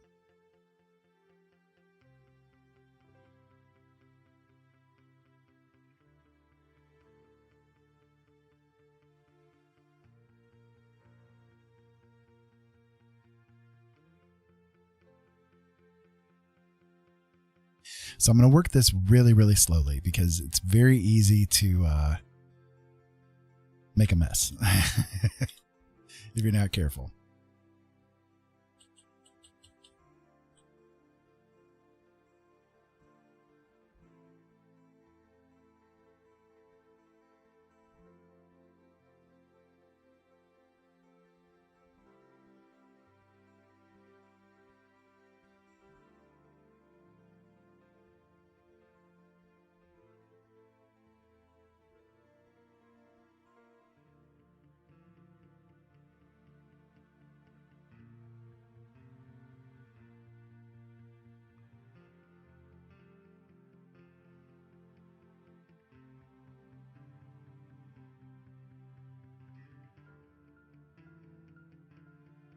There we go. See it, even that much right there can make a big difference on the way that the drama of the scene works, you know?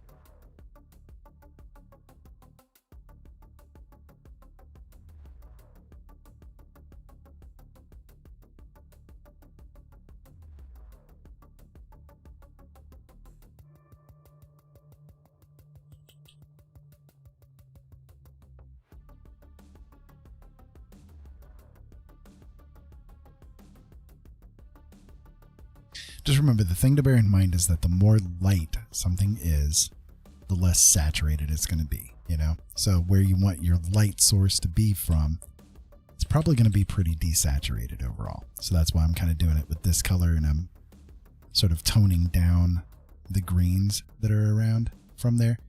So it's still got the impression of the green, right? But at the same time, it's just, you know, I'm kind of taking it from the viewpoint that maybe they're trying to walk through a forest of some kind here, you know? And so, like, there's going to be, you know, distant foliage that's going to be, like, coloring the light a little bit, but not enough to make it so that the light itself is going to be completely green. I hope that that makes sense. Like, it's a little, yeah, it's a little weird, but...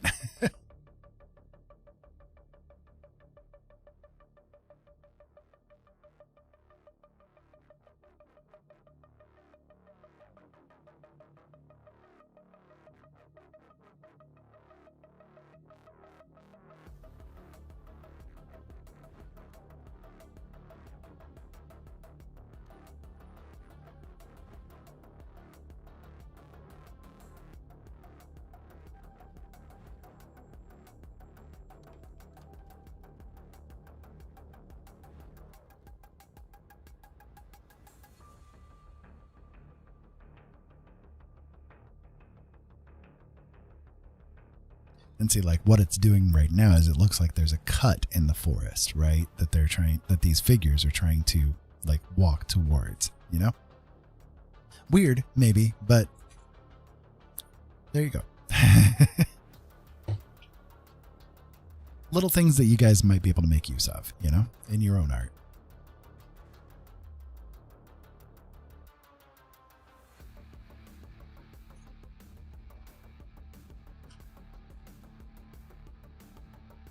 Okay, so I want to work on making the figure itself a little bit more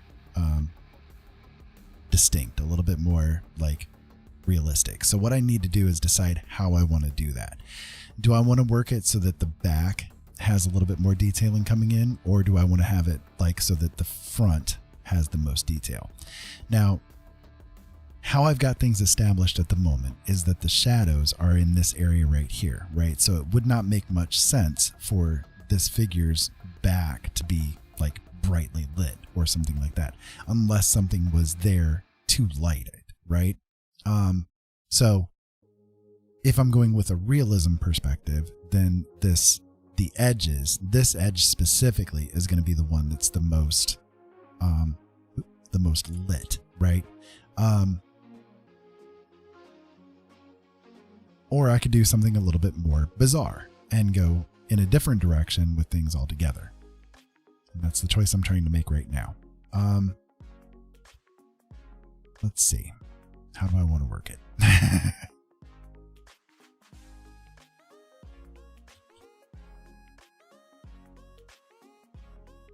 I think what I'm going to do, like one of the things that I enjoy doing is sort of adding these little touches and effects that make it so that the viewer recognizes it as being like something quote unquote normal, but there are things that are out of place that wouldn't normally be there, right? So I might do, let's see.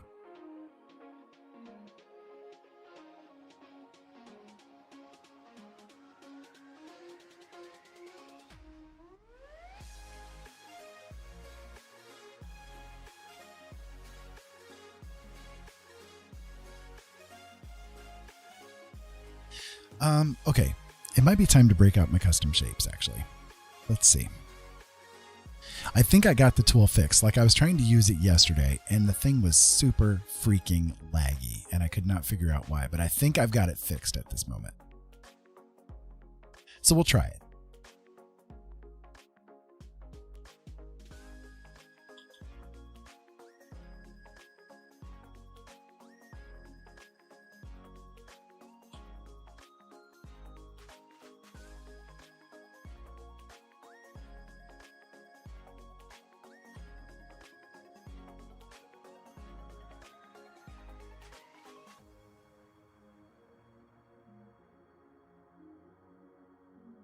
I was on the wrong part.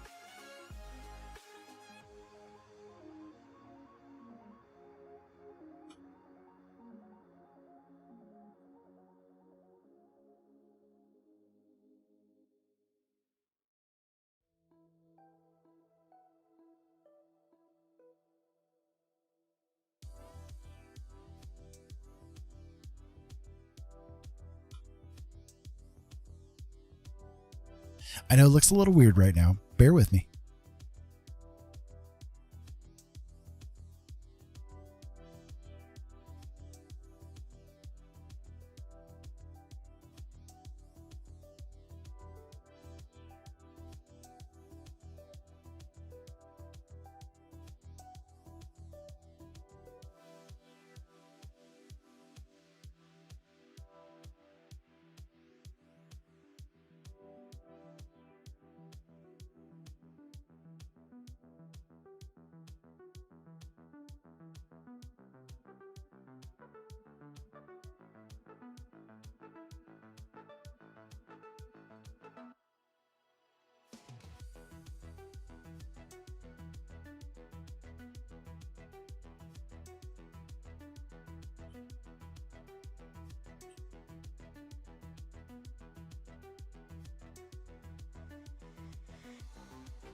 Okay, nope, this ain't gonna work. I'm gonna do a different one. Let's see.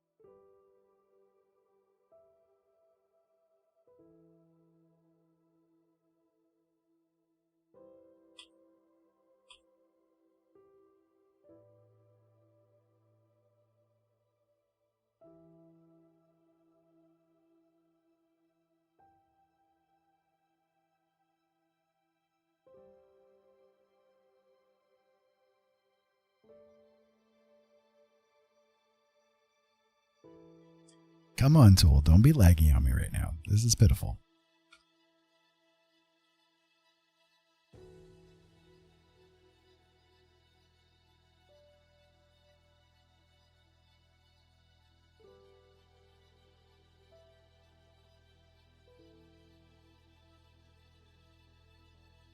Oh, I swear, Photoshop, you're killing me.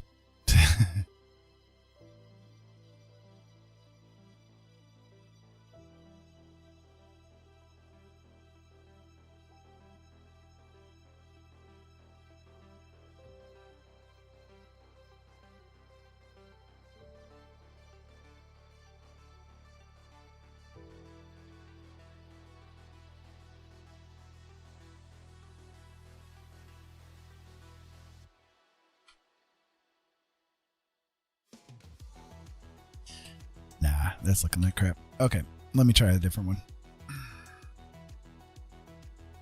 I'll try something else entirely. The custom shape's just not going to work on me right now. Okay, so let me see what I can do.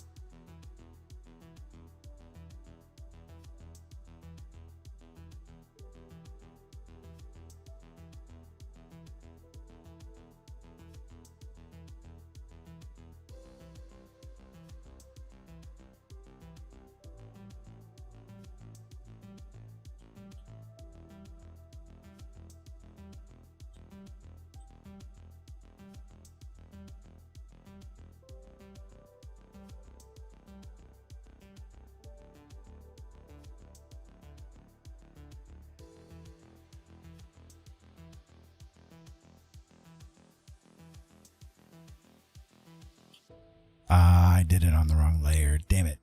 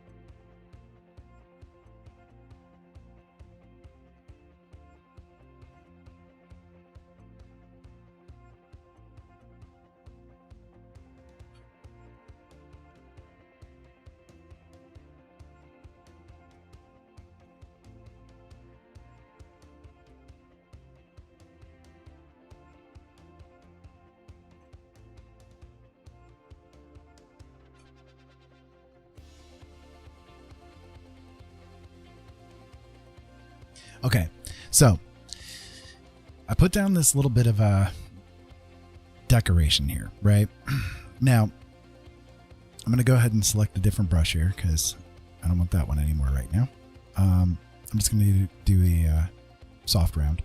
Now, here's a little trick that I picked up a long time ago. If you want to make like a cool looking deco kind of a thing on your artwork,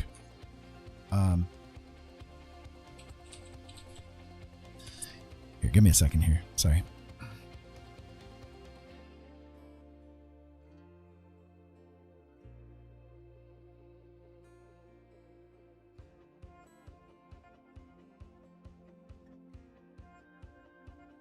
Just need to take a drink here real fast. Sorry.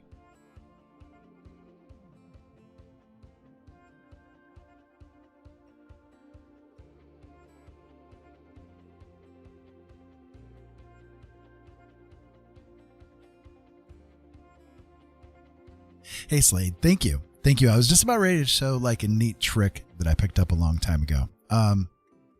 So when you're working with your layers and all that kind of good stuff, if you draw, like, let's say for instance, I drew this little deco item right here, right? But it doesn't look how I want it to look, right? So I want it to be kind of maybe this cool, I don't know, glowy thingy. I don't know, something interesting, right? So what you can do is you can draw something, like even just a line would do, right? But what you can then do is turn that layer off, hold down Control, and tap well, I'm sorry, it won't let me because I turned it off. Okay, tap the inside of that layer. Why aren't you doing it?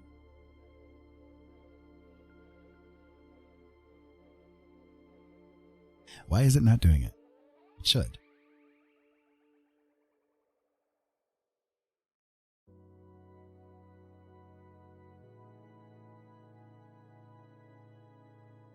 Nope, wrong button.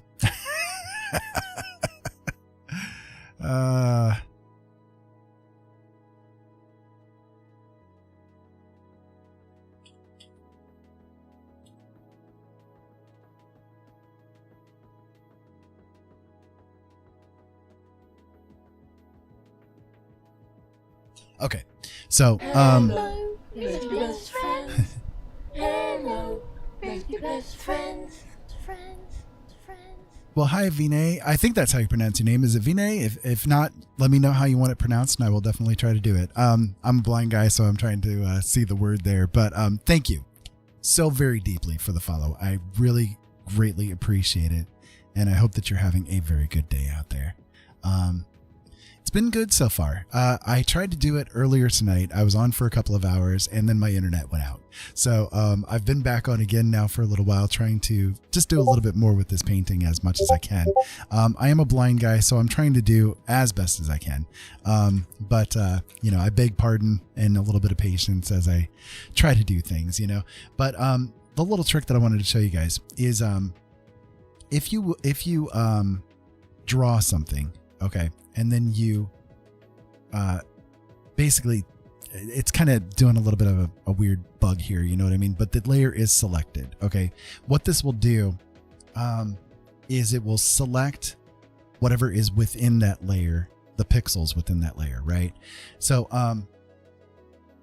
if I turn that layer off and I create a new layer, the selection is still there, right? But it doesn't show it. So if I try to draw something right now, it should. If it's all correct, you'll see I'm not drawing anything, right? On here. Nothing is showing up. Okay. But it will if I draw it within here. Or should. Yeah. As you can see, it's starting to fade into view because my opacity is really low right now, right? But you can see it's kind of starting to fade into view as I'm drawing into it. Because that's what's selected. So it will only let you draw on what is currently selected. So it's a little trick that you can do to like give yourself something to work with. If I turn that layer off, you'll see, you know, it's kind of going on and off, right? Okay. So what I can do is I don't know, if I want to do something really bizarre, like have some kind of glowy magic thing right here. Let's say I do this color right here and I put this layer into, I don't know, color dodge. I'll do the same with the brush itself too. Color dodge. Okay. And now if I draw into that pixel area, you can see it's starting to kind of fade in with that color too, right? So it might be a thing where it's a little bit buggy right now because of the layer being a little bit thin, but it's kind of getting there, you see?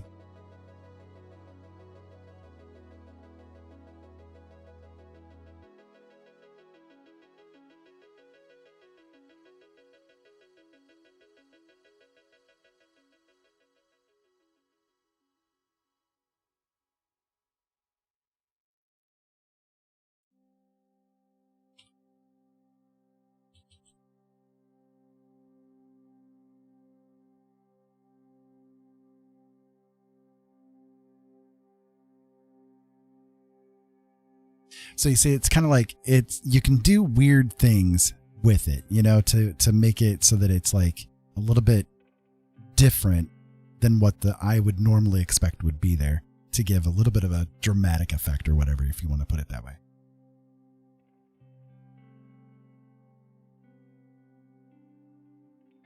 So it's probably a matter of like the fact that I used a very thin brush to make this particular design. If I was to do something different, like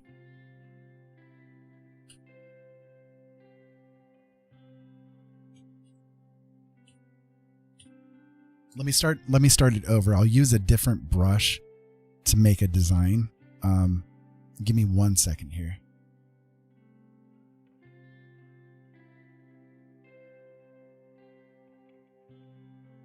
Pardon any weird looks I get on my face. I'm just trying to actually like see what I'm doing from this distance. I'm way far distant compared to what I usually would be if I was to like draw right now. You know what I mean? Like normally I'd be about an inch away from the screen and I'm about 7 inches away. So my vision is a little bit washed out at this point, but I'm trying my best. Okay, so I'm just going to slap this thing down. Okay, I'm going to make it as like visible as possible. So it's a bit of just a splat of color there, right?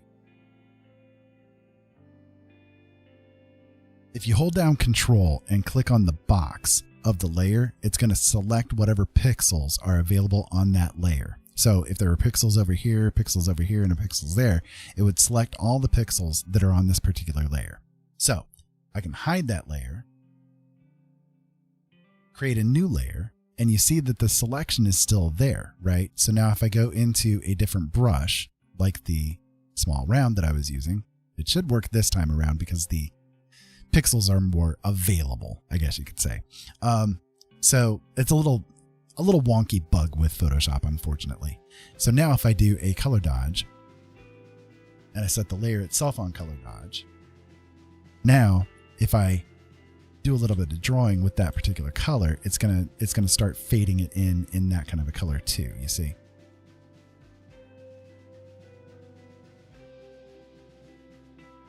You see how it's starting to form in?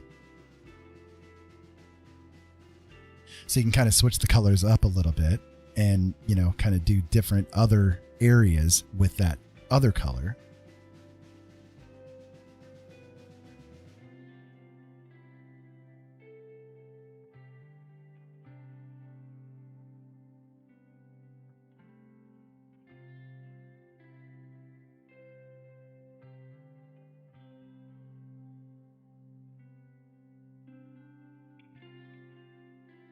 And I'm doing it real lightly because, you know, color dodge is very dangerous to play around with, right? It can make a big difference just within like one little stroke if you're not careful. So I try to be as cautious with it as I can. That's kind of why I'm doing it the way I'm doing it here. But, you know, giving it my best whirl, right? Okay, so then if I do Control D, I can deselect this and you can see what has come out of this, you see? That looks pretty cool, actually. So it's like it's a different kind of a thing that you can do. So then I can still use this same layer. Now that I've deselected it, I can use the same layer to like do a little bit further with, or I can do Control Z and fill in even more. How are pixels over there on this layer? That is really weird.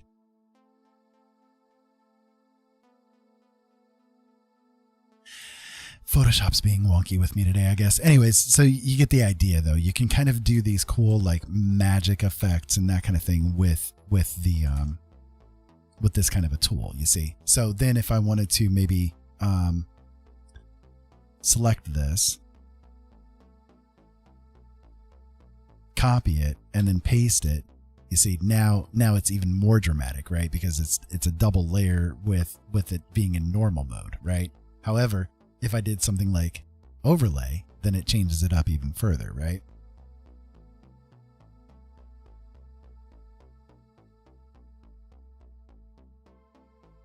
Do linear dodge and it makes it into a big flame, you know?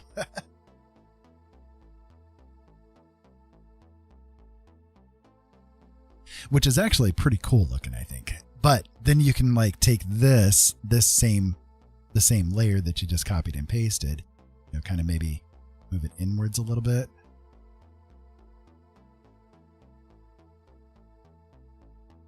And just kind of tool around with it a little bit. See what you can get to, you know, because there's nothing right or wrong here, right? You're just making splats here and there, you know? So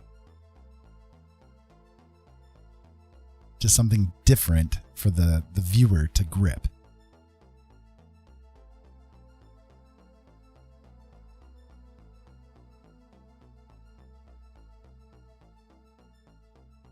Yeah, that looks cool actually with the color dodge there. So then you can like actually go into the hue and saturation tool. You can play around with the hue of it a little bit, you know, change it up a little bit and see what looks good, you know? Like that's not too bad right there. Maybe if we desaturated it just a little bit, you know, kind of give it a little bit of an effect like there's something that's sitting there, you know? You can lighten it up, whatever the case may be, right? You can do whatever you want and just kind of, there's no right or wrong to it. You know, you're just creating something unique that your viewers can grasp hold of and say, oh, well, what the hell was that? You know? So then let's say I wanted to like continue on with this particular magic thing.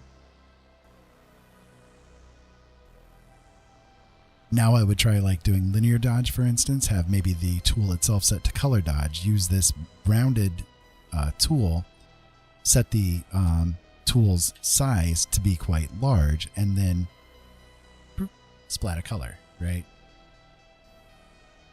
And the more you add, you see, it kind of makes it so that the whole thing now has this kind of a glow about it, and it's glowing over whatever it is that you're creating, you see.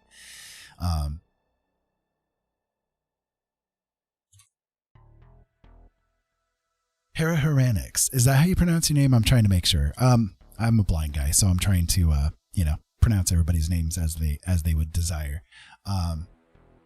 Yeah, it's going really well. Thank you. I'm trying my best, being blind and trying to do all of this stuff. It is a little bit difficult. I won't deny, but, I'm trying to do what I can, This is actually only the third time I've ever shown anybody how to do my art, like how I go about the process of it. I'm very nervous about it because the only person who's ever watched me actually make my art is my wife. And I don't even like it when she does because I'm very shy about the creation process because I have to do it so differently. You know what I mean? If you want another example, this one here I did on the stream yesterday. This one took me a couple hours. I could do a lot more detailing with it, but this was about 2 hours worth of work that I ended up putting into that one. And then the one that I did the day before, which was the first stream that I ever did with the art, not the first stream ever, but the first stream with my art, was let's see if I can find it here. Was this one here. So again, I could do a lot more detailing with it, but, I just wanted to do it as the stream and just see what I could get to come out in a couple hours. So that's an example of my stuff. Now, I can show you one that I've put a lot of detail into. So this one took me a long time. I probably put a good 7 or 8 hours into this one. But let me make the thing fit the screen here. So this is what I would consider to be a good final product of mine. And again, it took me a long time to do it, but it's a lot of fun, right? So so that's what I do. You know, I'm a little weird, a little bizarre. I try to do what I can, doing the best that I can in this moment in time, and that's all that anybody can really do, right? So every stream that I do, I always make sure to do a little bit of a dad moment, and I guess I can do one right now. So no matter who you are, no matter what you're going through, no matter what anybody else has tried to tell you, you are worthy of being loved, and don't ever let anybody teach you any different. Okay? So run forward with that, my friends, and make use of it, whatever case that might be. So let me grab a drink here real quick.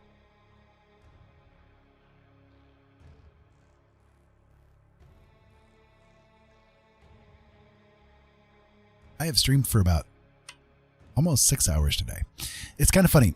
In the past, I just did some estimations. In the past 30 days, according to Twitch, I've streamed about 91 hours so far. That's a lot. And actually, it's probably about 3 weeks worth of time because I just started on Twitch a few weeks ago. So trying to get that ever evasive affiliate status. So one thing I see is that the red that's there, like this is looking pretty good, right? But the red that's there is a little bit jarring. So I'm going to go ahead and turn the opacity on that down just a little bit. Like it's still there, right? But you see it's a little bit less jarring now, at least to my eyes. So yeah, it's a lot. It's a lot. I used to do radio for a living, and I was doing radio for about 6 years, and there were times where I would stream for upwards of 10 hours to 12 hours a day. So this is kind of relaxing for me, you know? So I do come on though, and I do at least a few hours every day. I've actually streamed, I think at this point in time, for 25 days in a row. And I don't anticipate stopping anytime soon. So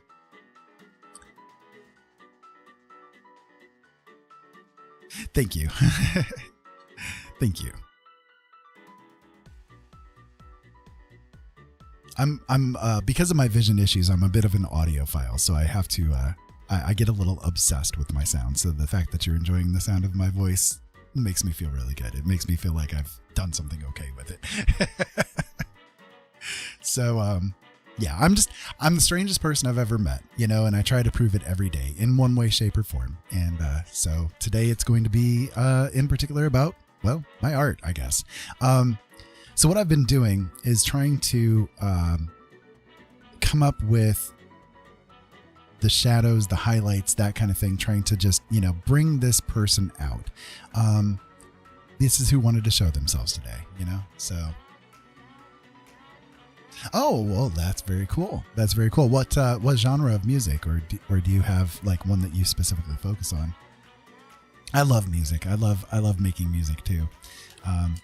If you're curious, I can play a song that I've created, in fact, if you'd like to hear it.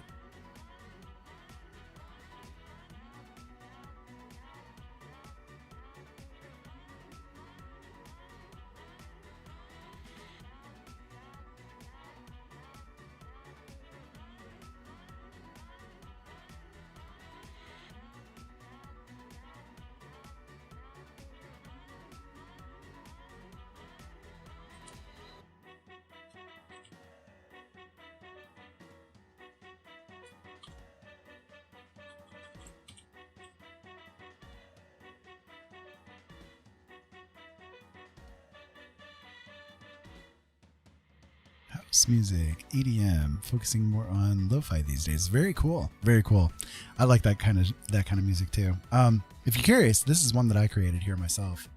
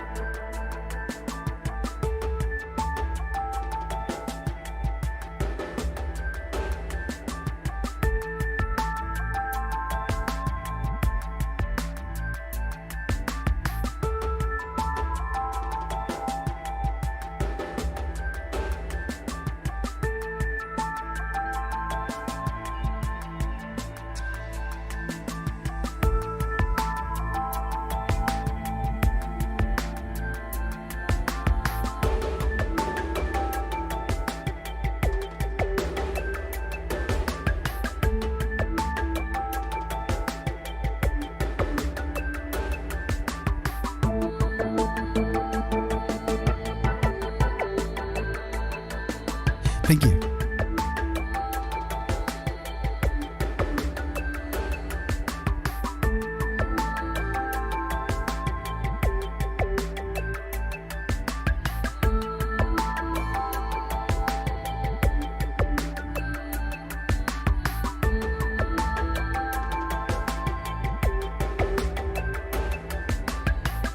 Okay, awesome, Munchkin. This is a song that I created. This is one of my tunes here.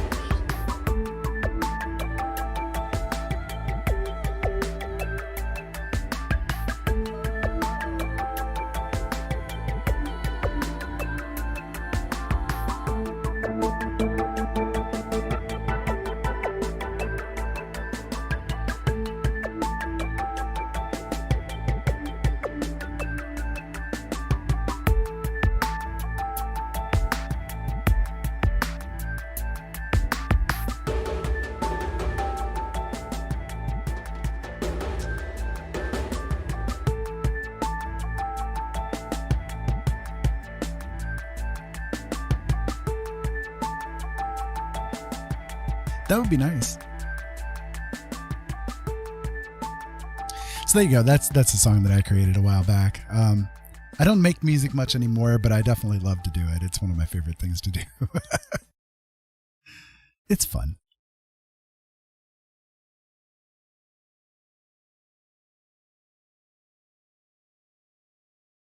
I'm very proud of that one, though. I like how that one came out.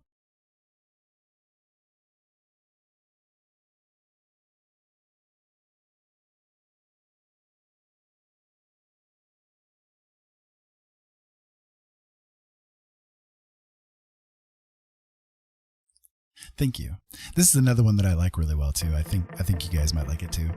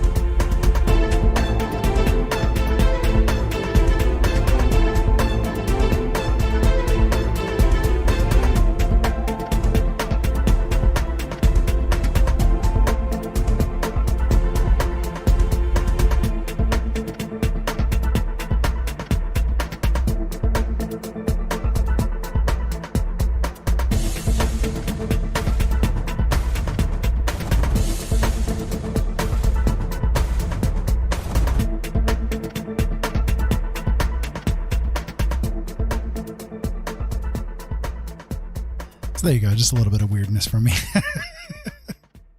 Hopefully you guys enjoy.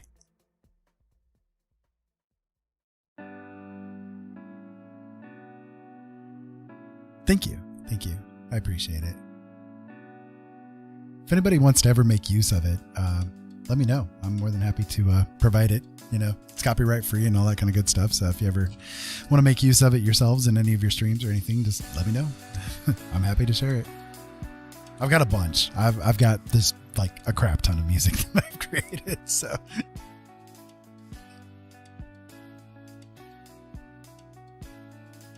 at the moment, I'm just trying to like figure out like extra little oomphs that I can do, you know, to draw the viewer's eyes to like the different things. You know, I don't want them concentrating on one specific thing, I guess is sort of the point. You know, so I want them to kind of have their eyes flit. Oh, there's something interesting there. There's something interesting there. Oh, what's that? What's that? You know what I mean? So it kind of grips them instead of like just a picture to say, you know, here you go and I hope you enjoy. I want them to look at it and say, wow, okay, there's like 20 different things that I can see there. What's that? Oh, that looks like something blah, blah, blah, blah. That looks like this. Okay, that's cool, you know?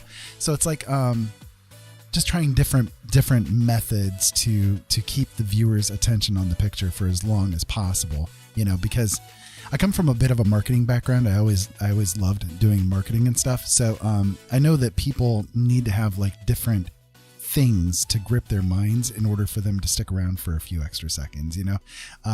And, you know, when it comes to marketing, that extra few seconds can mean the difference between a sale or not. So, you know, that's sort of what I do when it comes to the art stuff too. You know, I try to, okay, so I'm a writer as well, right? I've got a lot of books published, a lot of short stories published. And I met Stephen King a long time ago, and I had the chance to ask him, like, what do you think is the most important part of a story? And he said, the first words are the absolute essential. If you don't grab the reader by the throat with your teeth and hold on to them tight, you're going to lose them. And so, like, I always bear that in mind when it comes to not only my writing, but my art as well. What can I do to grab the person with my teeth and just hold on to them for as long as possible to make them, you know, want to look at it? I'm not that good. Like, I'm not. I know I'm not. My blindness interferes a lot with what I try to do. And so, like, I'm trying to just do the best that I can with what I've got. I hope that makes sense. So,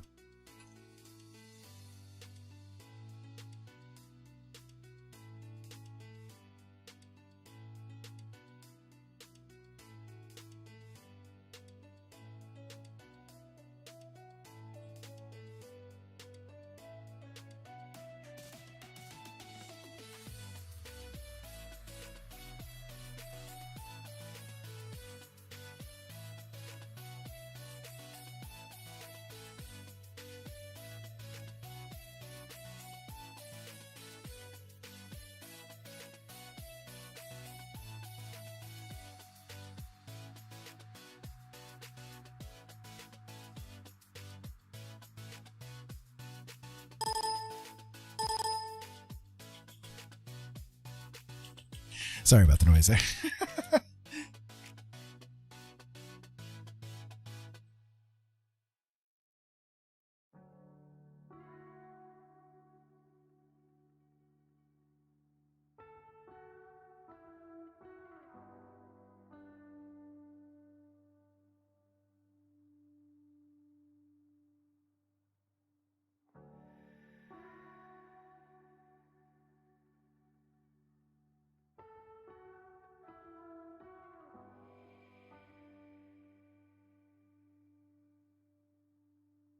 One thing that's important too with this kind of an art is to bear in mind that really every stroke is not a mistake. For a long time, I didn't know that. You know what I mean? Like, I would get obsessed about each and every little individual stroke and try to correct any errors and all that kind of stuff. And what I've found over time is that sometimes even when you make a mistake, like if I was to, for instance, draw a line like that accidentally, I might actually keep that there, you know, to make use of, because it adds a little bit of like something, you know what I mean? Like something different. And you never know like what inspiration is going to grab you, you know? This picture, just for reference sake, this picture started off as a splat of paint. So this is how I work. I drew just a big splat of paint on the canvas, and what has come out of it has been this. So it's a little weird, right? But this is how I work. I splat paint on the canvas and I try to find a pattern within it, sort of like watching the clouds and seeing a bunny in the sky. If I splat paint across the canvas, my brain, because of, again, my vision issues, I see too much instead of too little. It allows me to find something within it. I can't do line art. Like, line art is the bane of my existence at this point in time, because each line that I draw becomes 100. And they're all superimposed over each other. They're warping all over the place. They're everywhere, right? So I have to do what I can to figure out what's there before putting something down. I hope that all that makes sense. That's just how I work. So it does for me, and I try to kind of give you guys a little bit of tutorial-y kind of things, because I come from a little bit of a teaching background as well. I was a teacher for a while, and so my comfort zone tells me that I have to be a teaching kind of a moment in order for me to actually do this stuff with you guys on stream.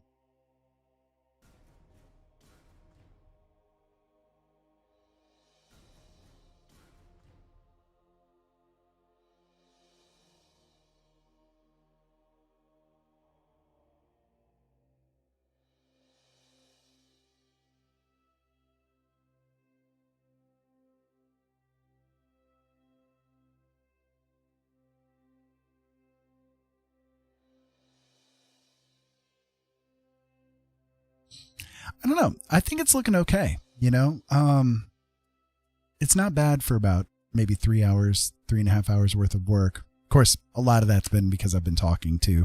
You know, so probably a good solid hour and 45 minutes or so worth of work to get it to this point.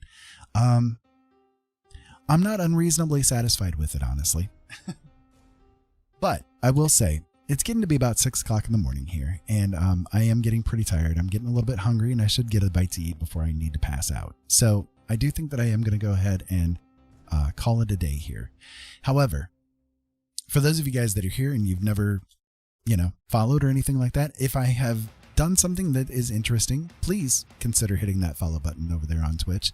I would deeply appreciate it. And if you guys are over there on YouTube, make sure you guys hit that subscribe button as well. You know, I do come on every day. Every day I'm going to be here. So I hope that you guys will come on back and join in with me. I'll probably do another art stream tonight, doing something different. Like I'll create a different image altogether. But yeah, I hope that you guys have had a good time, had fun. And in the meantime, keep safe out there. Have fun. Thank you so much for being here, guys. I love every one of you. So, keep safe out there, have fun, and thank you so much as always for being here. We'll talk to you again later.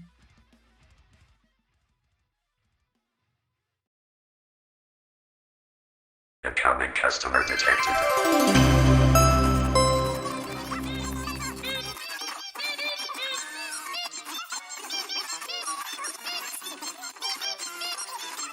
Keep your eyes open, boys. We need to have a